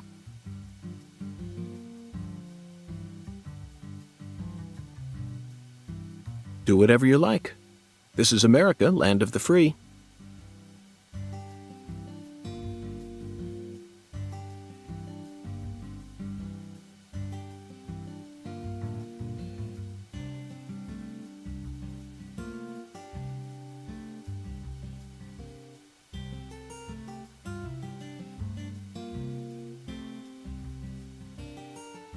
But I have one condition.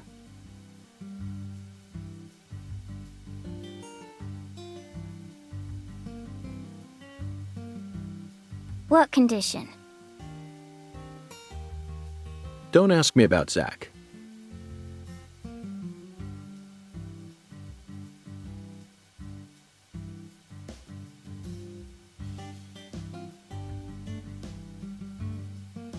It's a private matter. Zach, it feels like she's carrying something with her. Kind of reminds me of you back when we first met. I can't leave her alone like this.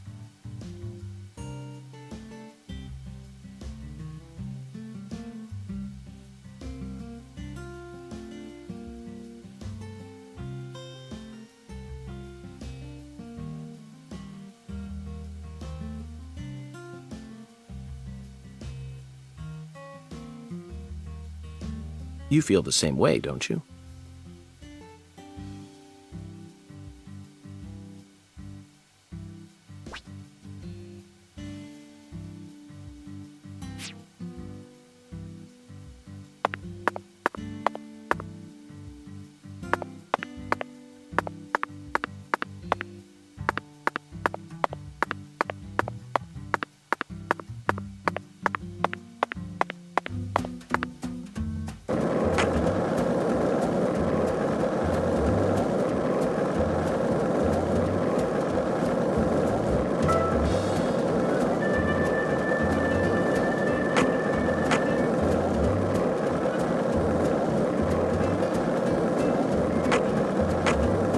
Melvin called you a strange name, CLG, I think. What exactly does that mean? Clever little girl. That's what it stands for, at least. It's nice that he made up his own nickname for me and all, but it sounds kind of weird. I wish he'd call me something normal, like just Patricia or Patty, you know? Patty? Now that name's got a ring to it. I like it. How about Zach and I call you Patty from here on out? Do whatever you like.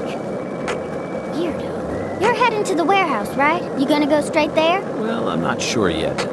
I'll have to talk to Zach. We're also on a mission to fell 10 maidens, you see. I'm eager to visit Alexis's diner in Lane, but we've only just arrived in this town, so it might be nice to stroll around a bit. What? I thought you came here to investigate. Patty, you're still just a child.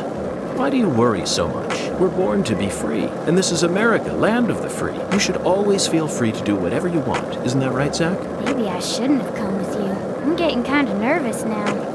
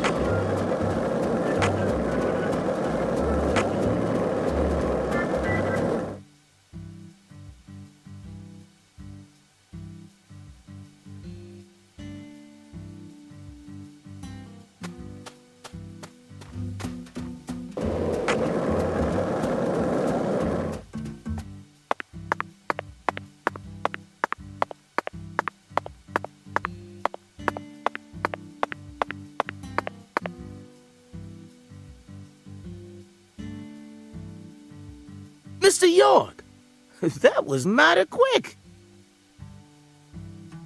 The special agent does it again. You sure don't waste any time. I bet my CLG's got a lot to learn from you.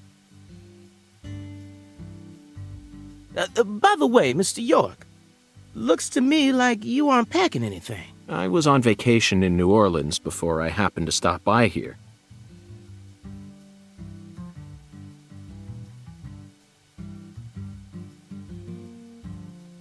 Well, shoot, that won't do.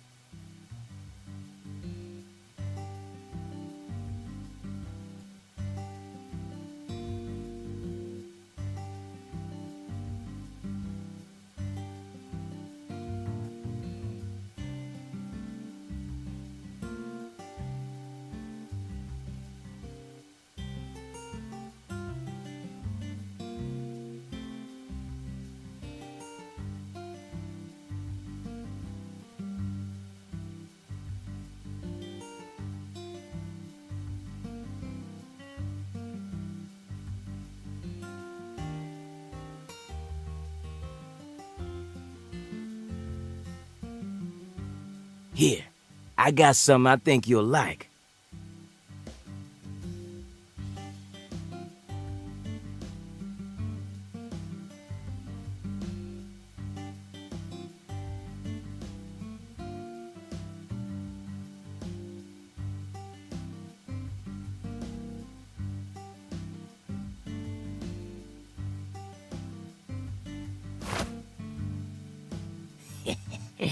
I call him Mr. Alligator.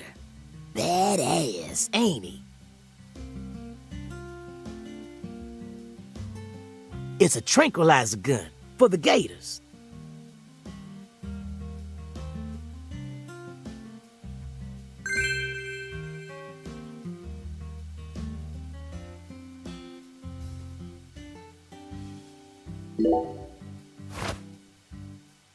And here's a radio. With this, you won't have to worry about any expensive roaming fees.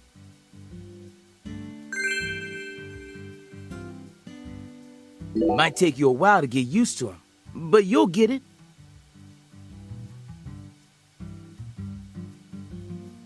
Try letting them rip a few times.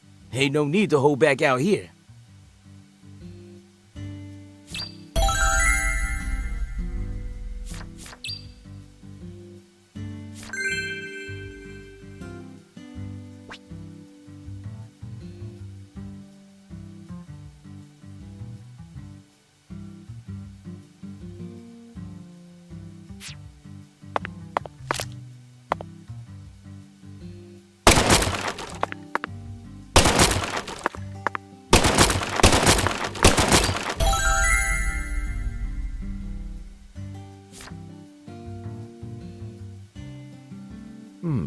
Now this is an intriguing weapon. For a tranquilizer gun, it really packs a punch. But I'm afraid I'll decline. After all, this town is peaceful, isn't it? Well, sure it's peaceful. At least the humans are. But the animals are a different story. Remember what I named it? There are some real mean-ass gators out there in the swamps. And every now and then, they wander into town. One of them even went and ate a kid once. It happened a long time ago, but still, one chomp's all it takes. They swallow down every last bit of you. Poor kid's parents didn't even know what to put in his coffin. The worst part is, that taught the gators just how tasty we humans are. So now, those suckers just attack on sight. Man-eating crocodiles will feast tonight. In Blood Swamp! You know he's fibbing, right? Gators don't attack folks.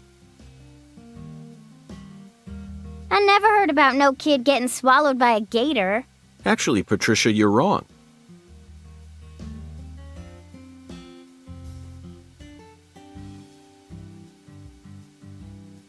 I'm what?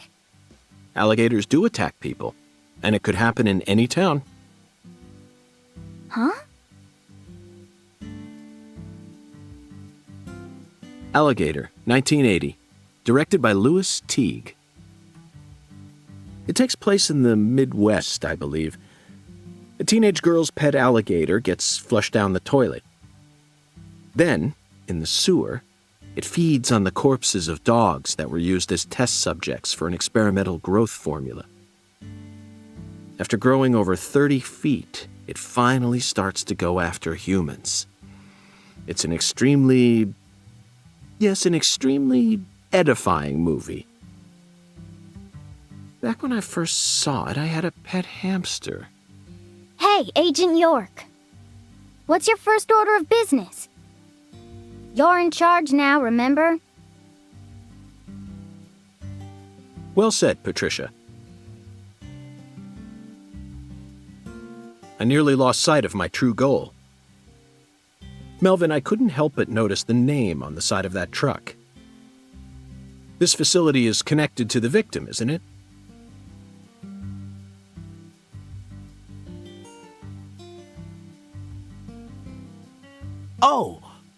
Oh, right. Yeah.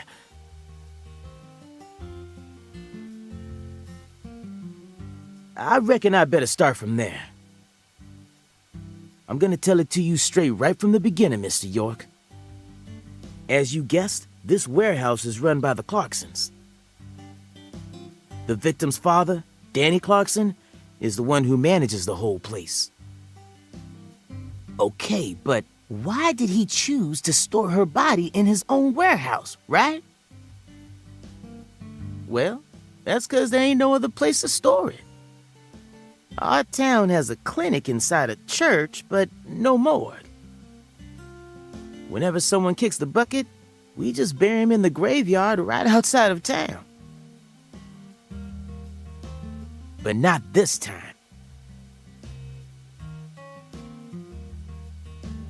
We got a murder on our hands this time.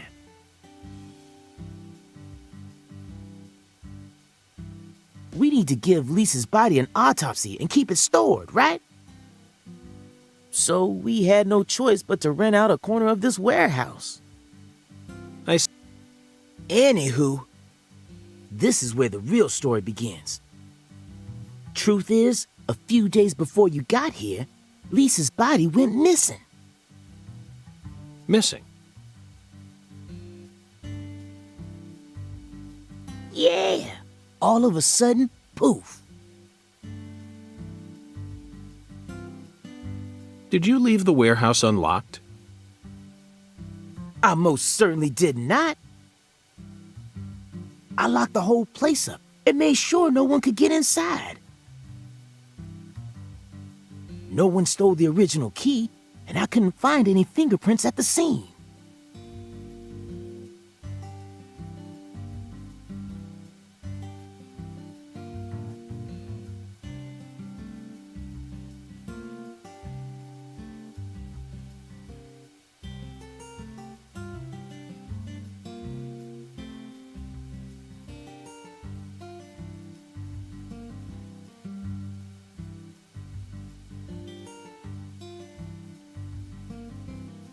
So, in other words, this is a locked room mystery.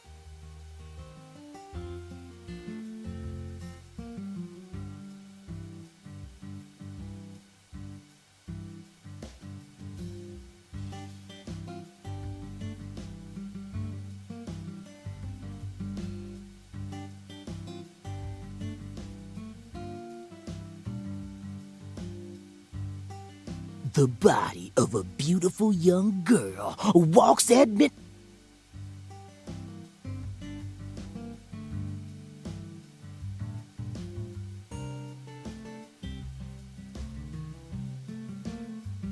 Hey!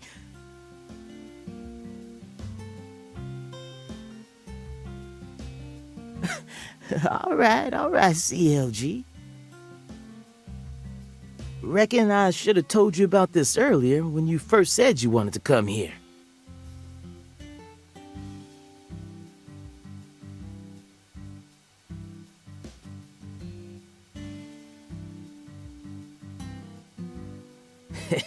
It just didn't seem like the time or place as I remember. Anywho, how about we call it a day and head back to my office? You can go through all the files there. No, thank you. This is what I came to investigate. But Lisa's body isn't here anymore. You sure? That doesn't bother me one bit, Melvin. You see, I met a skeletal gentleman on my way here, and he was kind enough to give me an oracle.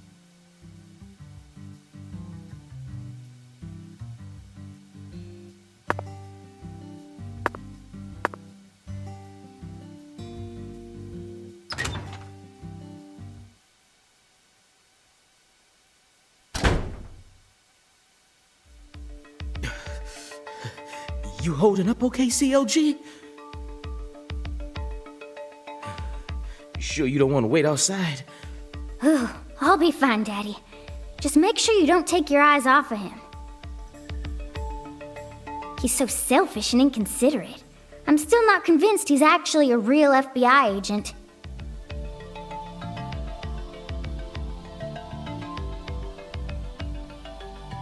Look, he's talking to himself again.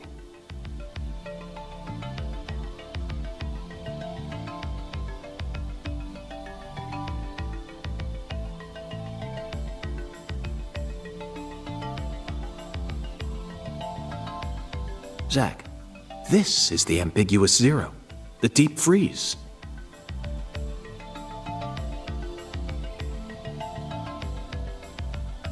Let's hurry up and find that flying serpent, shall we?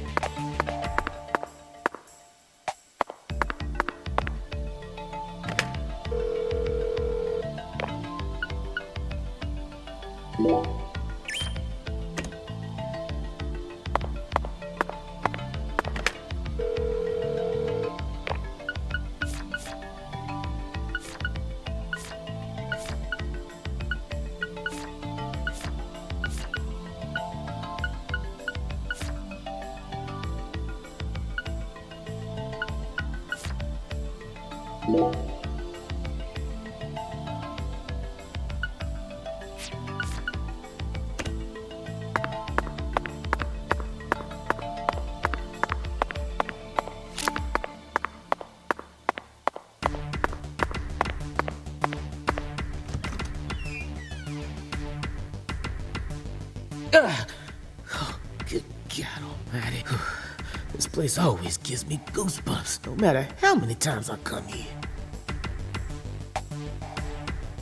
Yes, it's quite the funhouse. Truly a dazzling place. Meet entertainment. That's the only way to describe it. Woven together by life, frozen in time, a visceral, musical... Symphony. We eat all this in order to survive. Yes, truly a symphony. Life and death, resonating together. Yeah, it's really cool. Cool? Whoa now, CLG. Since when were you interested in this kind of stuff? What are you so surprised for, Daddy? I'm more mature than you are. I've seen way more realistic corpses on CSI, you know.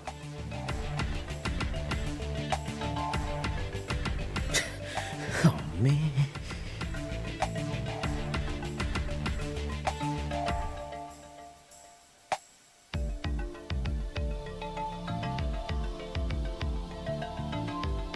At first, Zach, I was shocked by the notion of storing a victim's body alongside food.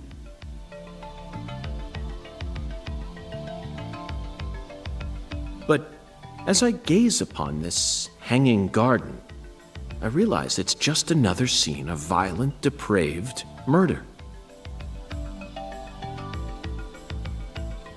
Yes, all we need to do is change our point of view, and things will expose themselves in utterly new ways.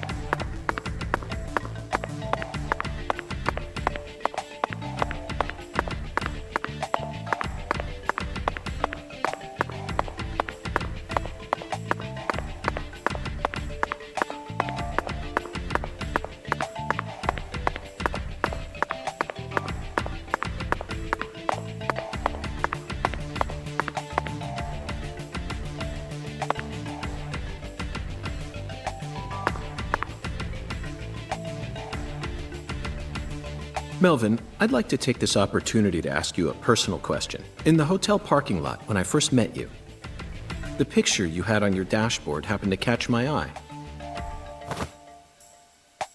Was that your wife? Oh, her?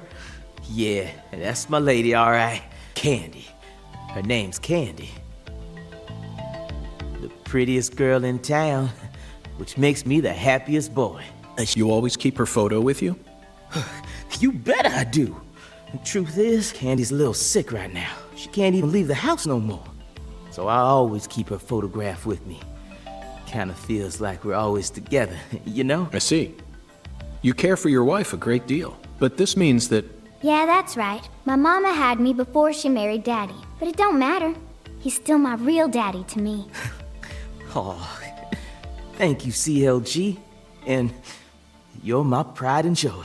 Well, Zach, isn't this a heartwarming scene? But there's one thing I just can't get out of my mind. Don't you think that photograph looked a bit too old? Perhaps Candy is already... No, let's not think about that. It might be a private matter, just like you, Zach.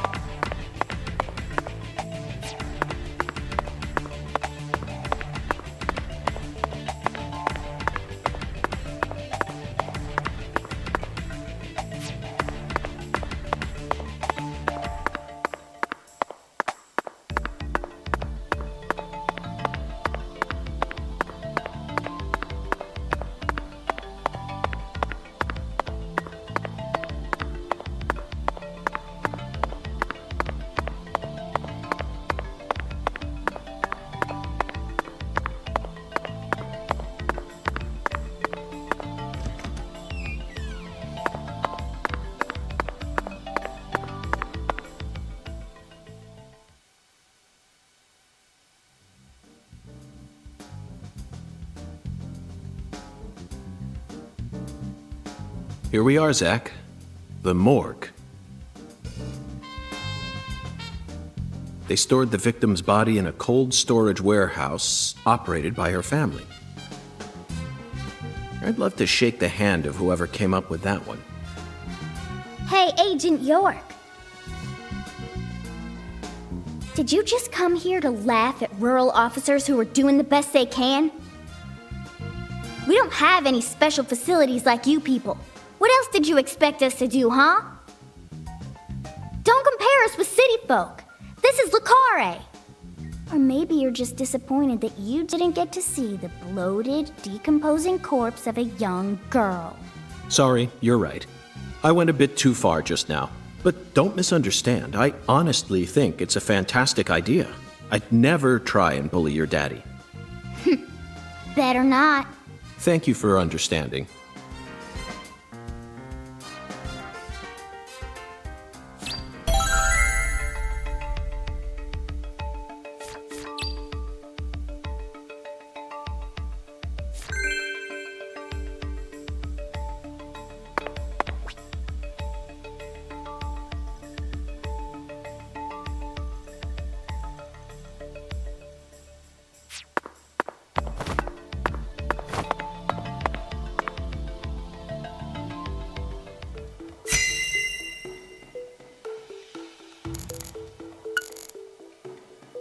These pallets are a mess. Looks like this area isn't used often. Still, the idea to store a body here, it's a novel, sophisticated idea, unlike anything I'd ever come up with.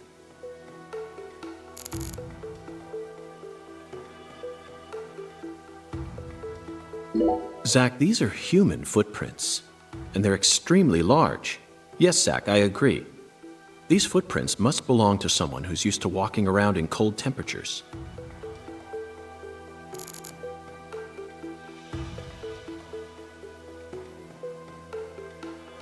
This frost is shaped like something we're very used to seeing. That's right, a body bag. Lisa's body must have been left here. But there are no signs that the bag was dragged away. So our criminal must possess monstrous strength.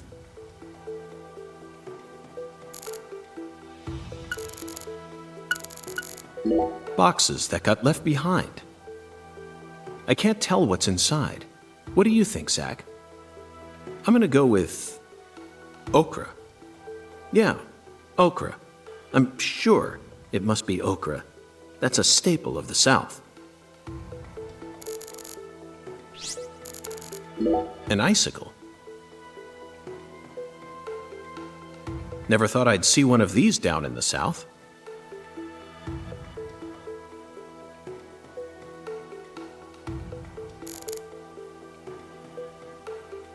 Zach, can you see that? Look closely. That's right. There are 4 imprints in the frost on the top of this. It's hard to believe, but I think these are fingerprints. Yes, Zach, that would lead one to believe that the body napper is a giant who's over 10 feet tall.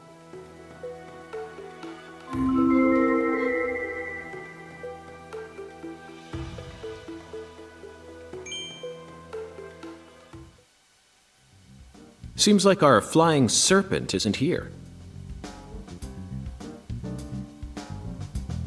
Is this everything, Melvin?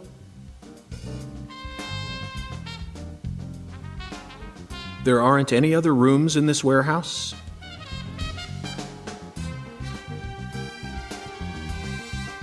No special rooms. Well, there is the luxury foods warehouse. Luxury foods? Why didn't you say so earlier? Just thought you wanted to see where the body... I just thought you were only interested in warehouse number 2. Besides, it's underground, so it's even colder than this. You sure you really want to go down there? You could darn well freeze to death. All life will come to an end in the icebound zone. You feel me? Let's head there at once. I'm sure that must be where we're meant to go. But what about searching for Lisa's body? All we need to do is find a 10-foot tall man with monstrous strength. That giant knows where she is. 10 foot tall? But finding the flying serpent is more important right now. Now please, guide me to the luxury foods warehouse at once. These luxury foods are most likely being used in local Cajun cuisine. I'm so excited to see what we'll find. Aren't you, Zach?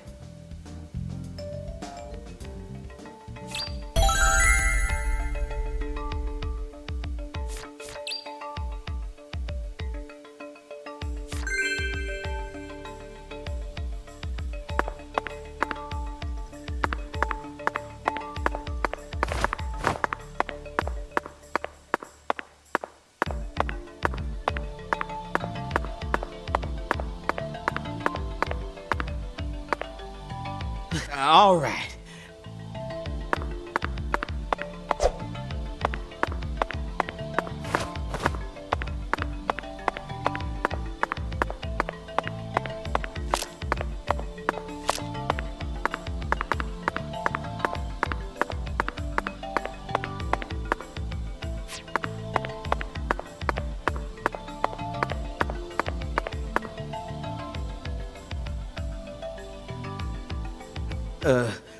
That elevator needs a key, Mr. York. Do you have one? Actually, no. I didn't think you'd ever want to go down there, so I didn't bother to go and get one. Well, then would you go and get one now? Yeah. COG, I know. I'll tell it to him straight. Thing is, Mr. York, you know the Clarksons? The folks who own this place? Well, they don't too much like the police. And they sure as hell don't like them when they're my color. It was, real hard for me to get permission to open up this place for you to search through. So they ain't gonna be too happy if I go back to them now, asking for another key. What should we do then? Let's just find a worker here who can lower the elevator for us instead. All they need to do is take a break from their work for a couple minutes. And what am I supposed to do? Just stand here and pretend like nothing's happening? Yeah, you FBI folks are good at that, right? That's always what I see you doing on TV.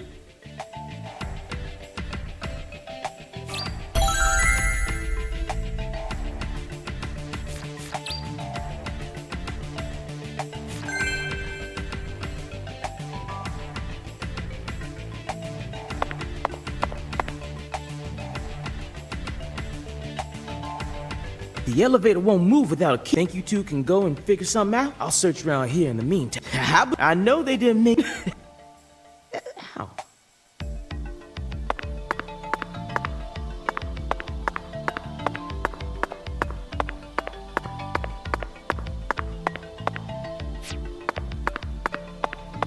Zach, I think we can move this. Better check back here as well, just to be on the safe side.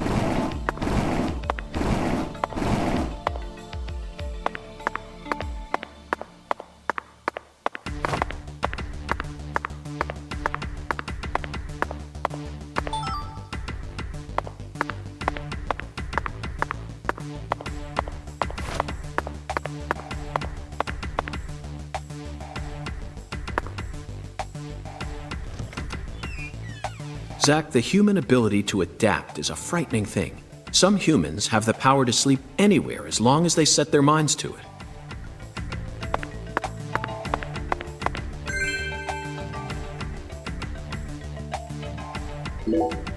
Now we should be able to operate the elevator. No need to worry. This facility no longer has a body to steal. What else do they have to lose? A few cans of crawfish? I feel bad for him, but it's for the sake of the investigation. I'll write him a letter of apology later.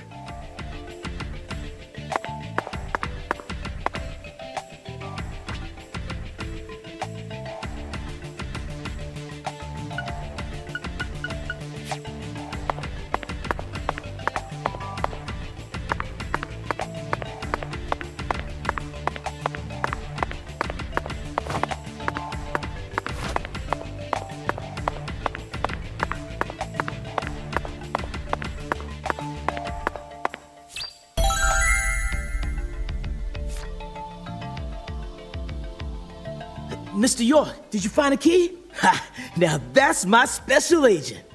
There ain't no stopping you. Oh, wanna head straight down? You bet. Let's sally forth, Melvin.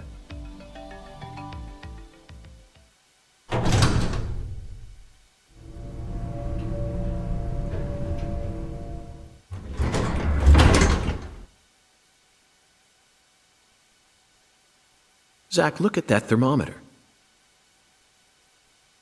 0 degrees Fahrenheit, or minus 17.7 degrees Celsius. This is the ambiguous zero.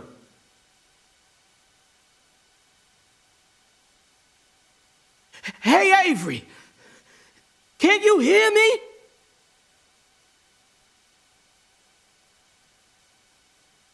Open the damn door, Avery!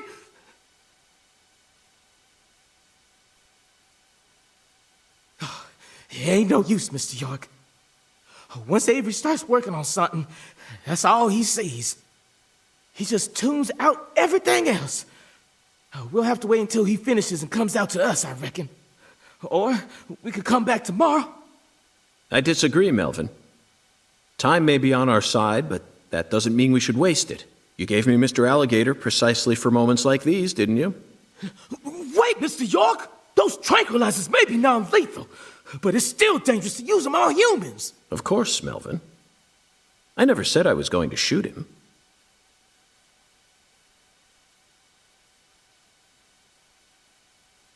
You're gonna shoot some meat to get his attention.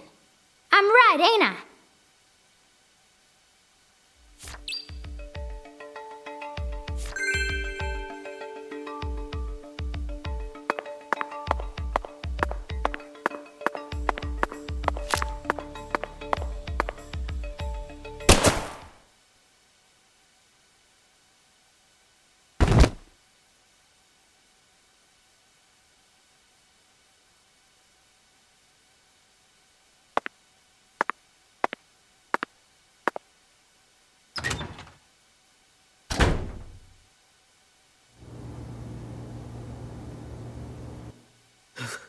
This is Mr. York, an agent from the FBI.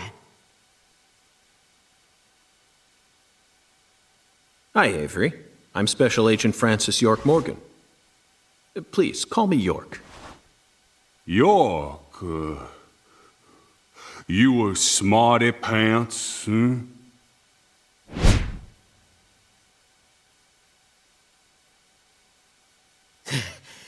He's shyer than he looks. Come on, just settle down, Avery. Tell him what this here place is for. Lots of expensive food here. Yup. Mighty precious to the Clarksons, so I gotta guard it. I see. So you're this area's keeper? Oh, I help with the research, too. I do like research. Research? What are you talking about, Avery? This doesn't look like a lab to me. Oh, ain't no lab. It's a warehouse. Ain't no lab. Smarty pants scientist does the research. I ain't no smarty pants, no. He's a bit slow in the mind, but he ain't a bad guy. Oh. Your story about the giant who carried Lisa out. Don't tell me you think it's him. I mean, it's true that he's free to come and go as he pleases in this warehouse, but... No, as far as I can tell, he's just a bit over 6'5". The one who moved Lisa's body must be at least 10 feet tall. He's clearly too short. Too short, huh? Well, if you ever happen to find a man who makes him look small, I'd sure like to meet him.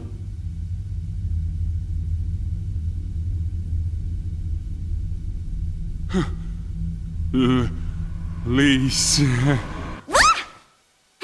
cut it out! Lise. Why? Avery, that's not Lise. Not Lise? This is Melvin's daughter, and my precious assistant. Unfortunately, Lise is no longer with us. Lise. Lise. My fault. My fault.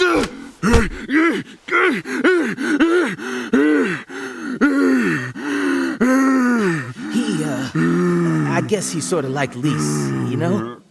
See, the poor fella's got himself a childlike mind. You know how normal kids tease other kids in order to get attention? Well, with this big lug, sometimes folks who don't know him too well see something and end up calling the police. But I know that deep down, he's got a good heart. Hey, Mr. York, I'll keep him busy, but I'd appreciate it if you'd hurry this particular inspection along. Just holler at me if you find anything. I reckon that'll make it easier for you to go do your thing, yeah? Melvin, I think you're finally starting to catch on.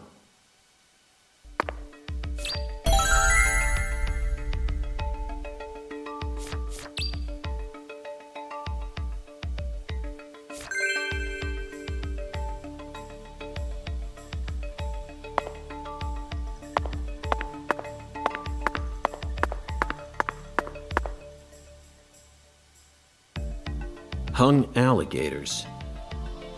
I suppose in a way they sort of look like flying serpents, but that's pushing it.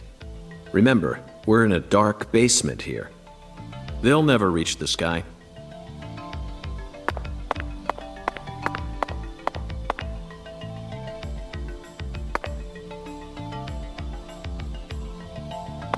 Frozen oysters. Personally, I'd rather have a cocktail filled with fresh ones. We hunt for more materials than we can eat and freeze them over long periods of time. The human race gives terror a whole new meaning.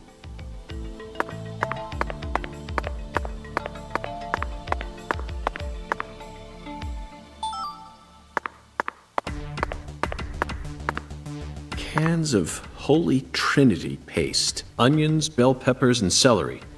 The absolute basics for any Cajun dish. This product combines them all into some sort of paste. People actually buy this garbage? Even the name sounds idiotic. Zach, I just made an eternal promise with myself. If I ever happen to come across any food prepared with this paste, I vow to never call it Cajun food.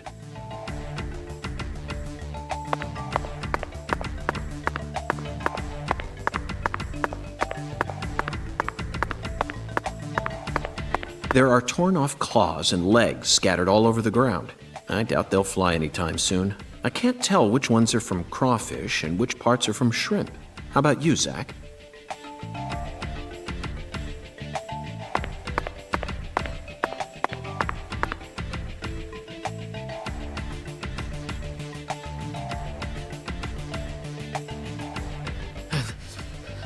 I'll keep an eye on him while we're here. Just relax, Avery. We'll get out of your way as soon as we're finished.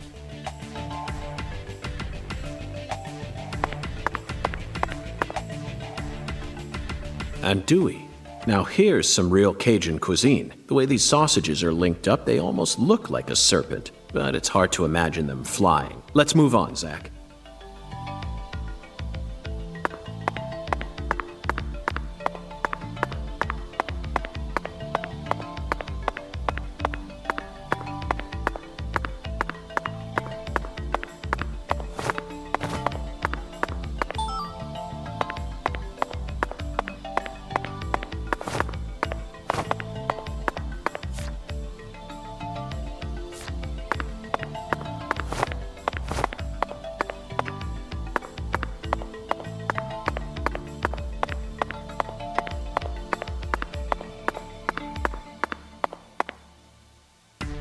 Avery, this box looks special. Clarkson food, for their home. Melvin, is this the Clarksons' family crest? Oh, the dragonfly? Yeah, that's the Clarksons' mark, all right. Ain't no big deal, though. You can find those all over town. Is that so? Well, yeah, they pretty much run all of this town's major industries. Yeah. I do believe they own just about everything there is to own. So their word is law. They got the whole darn town tattooed with their dragonflies. Can't even walk a few steps without seeing one.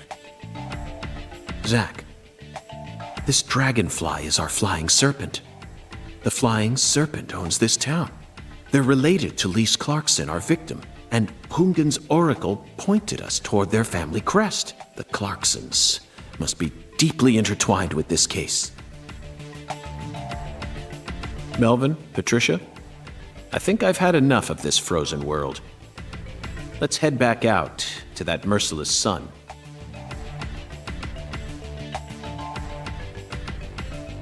Well, what are you waiting for? I can't bear to spend another second down here.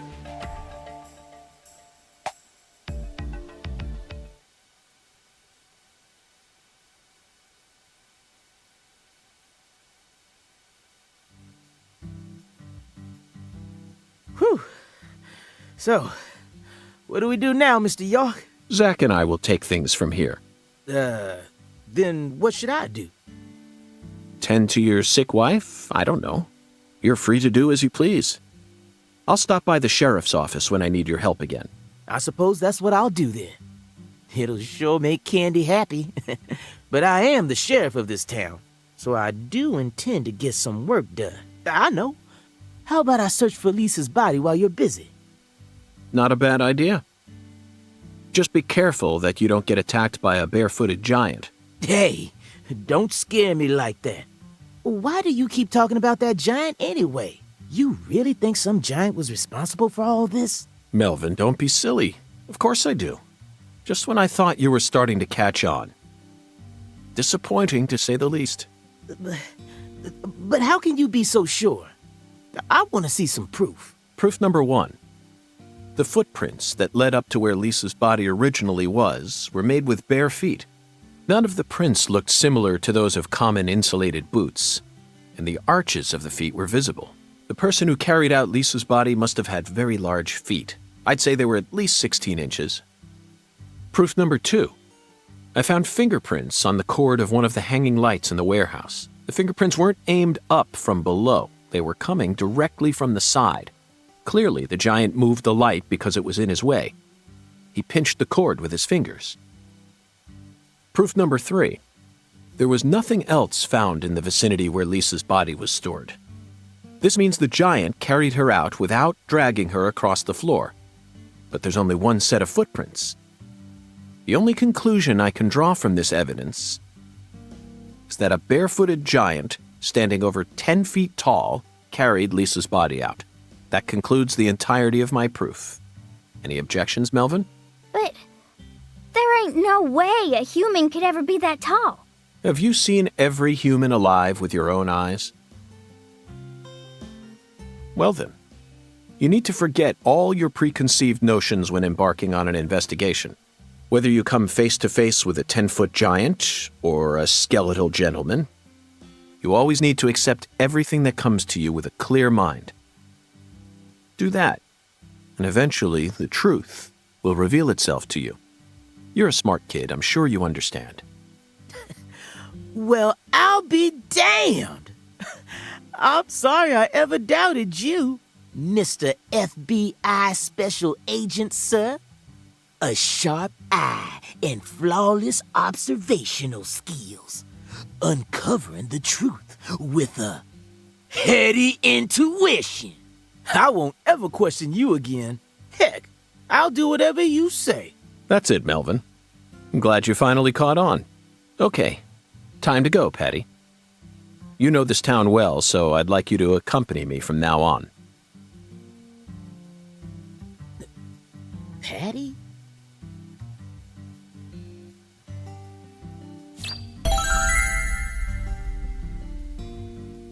Zack, we found the flying serpent. Now we simply need to locate the 10 maidens.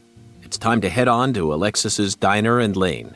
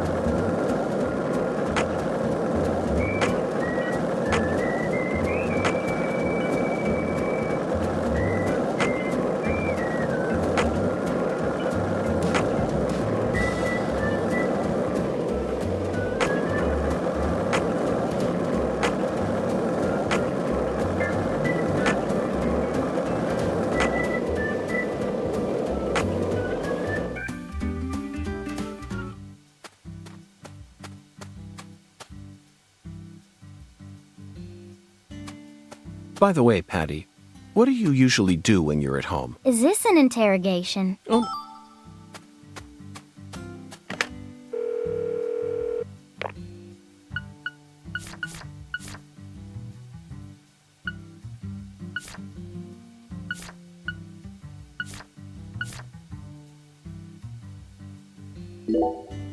You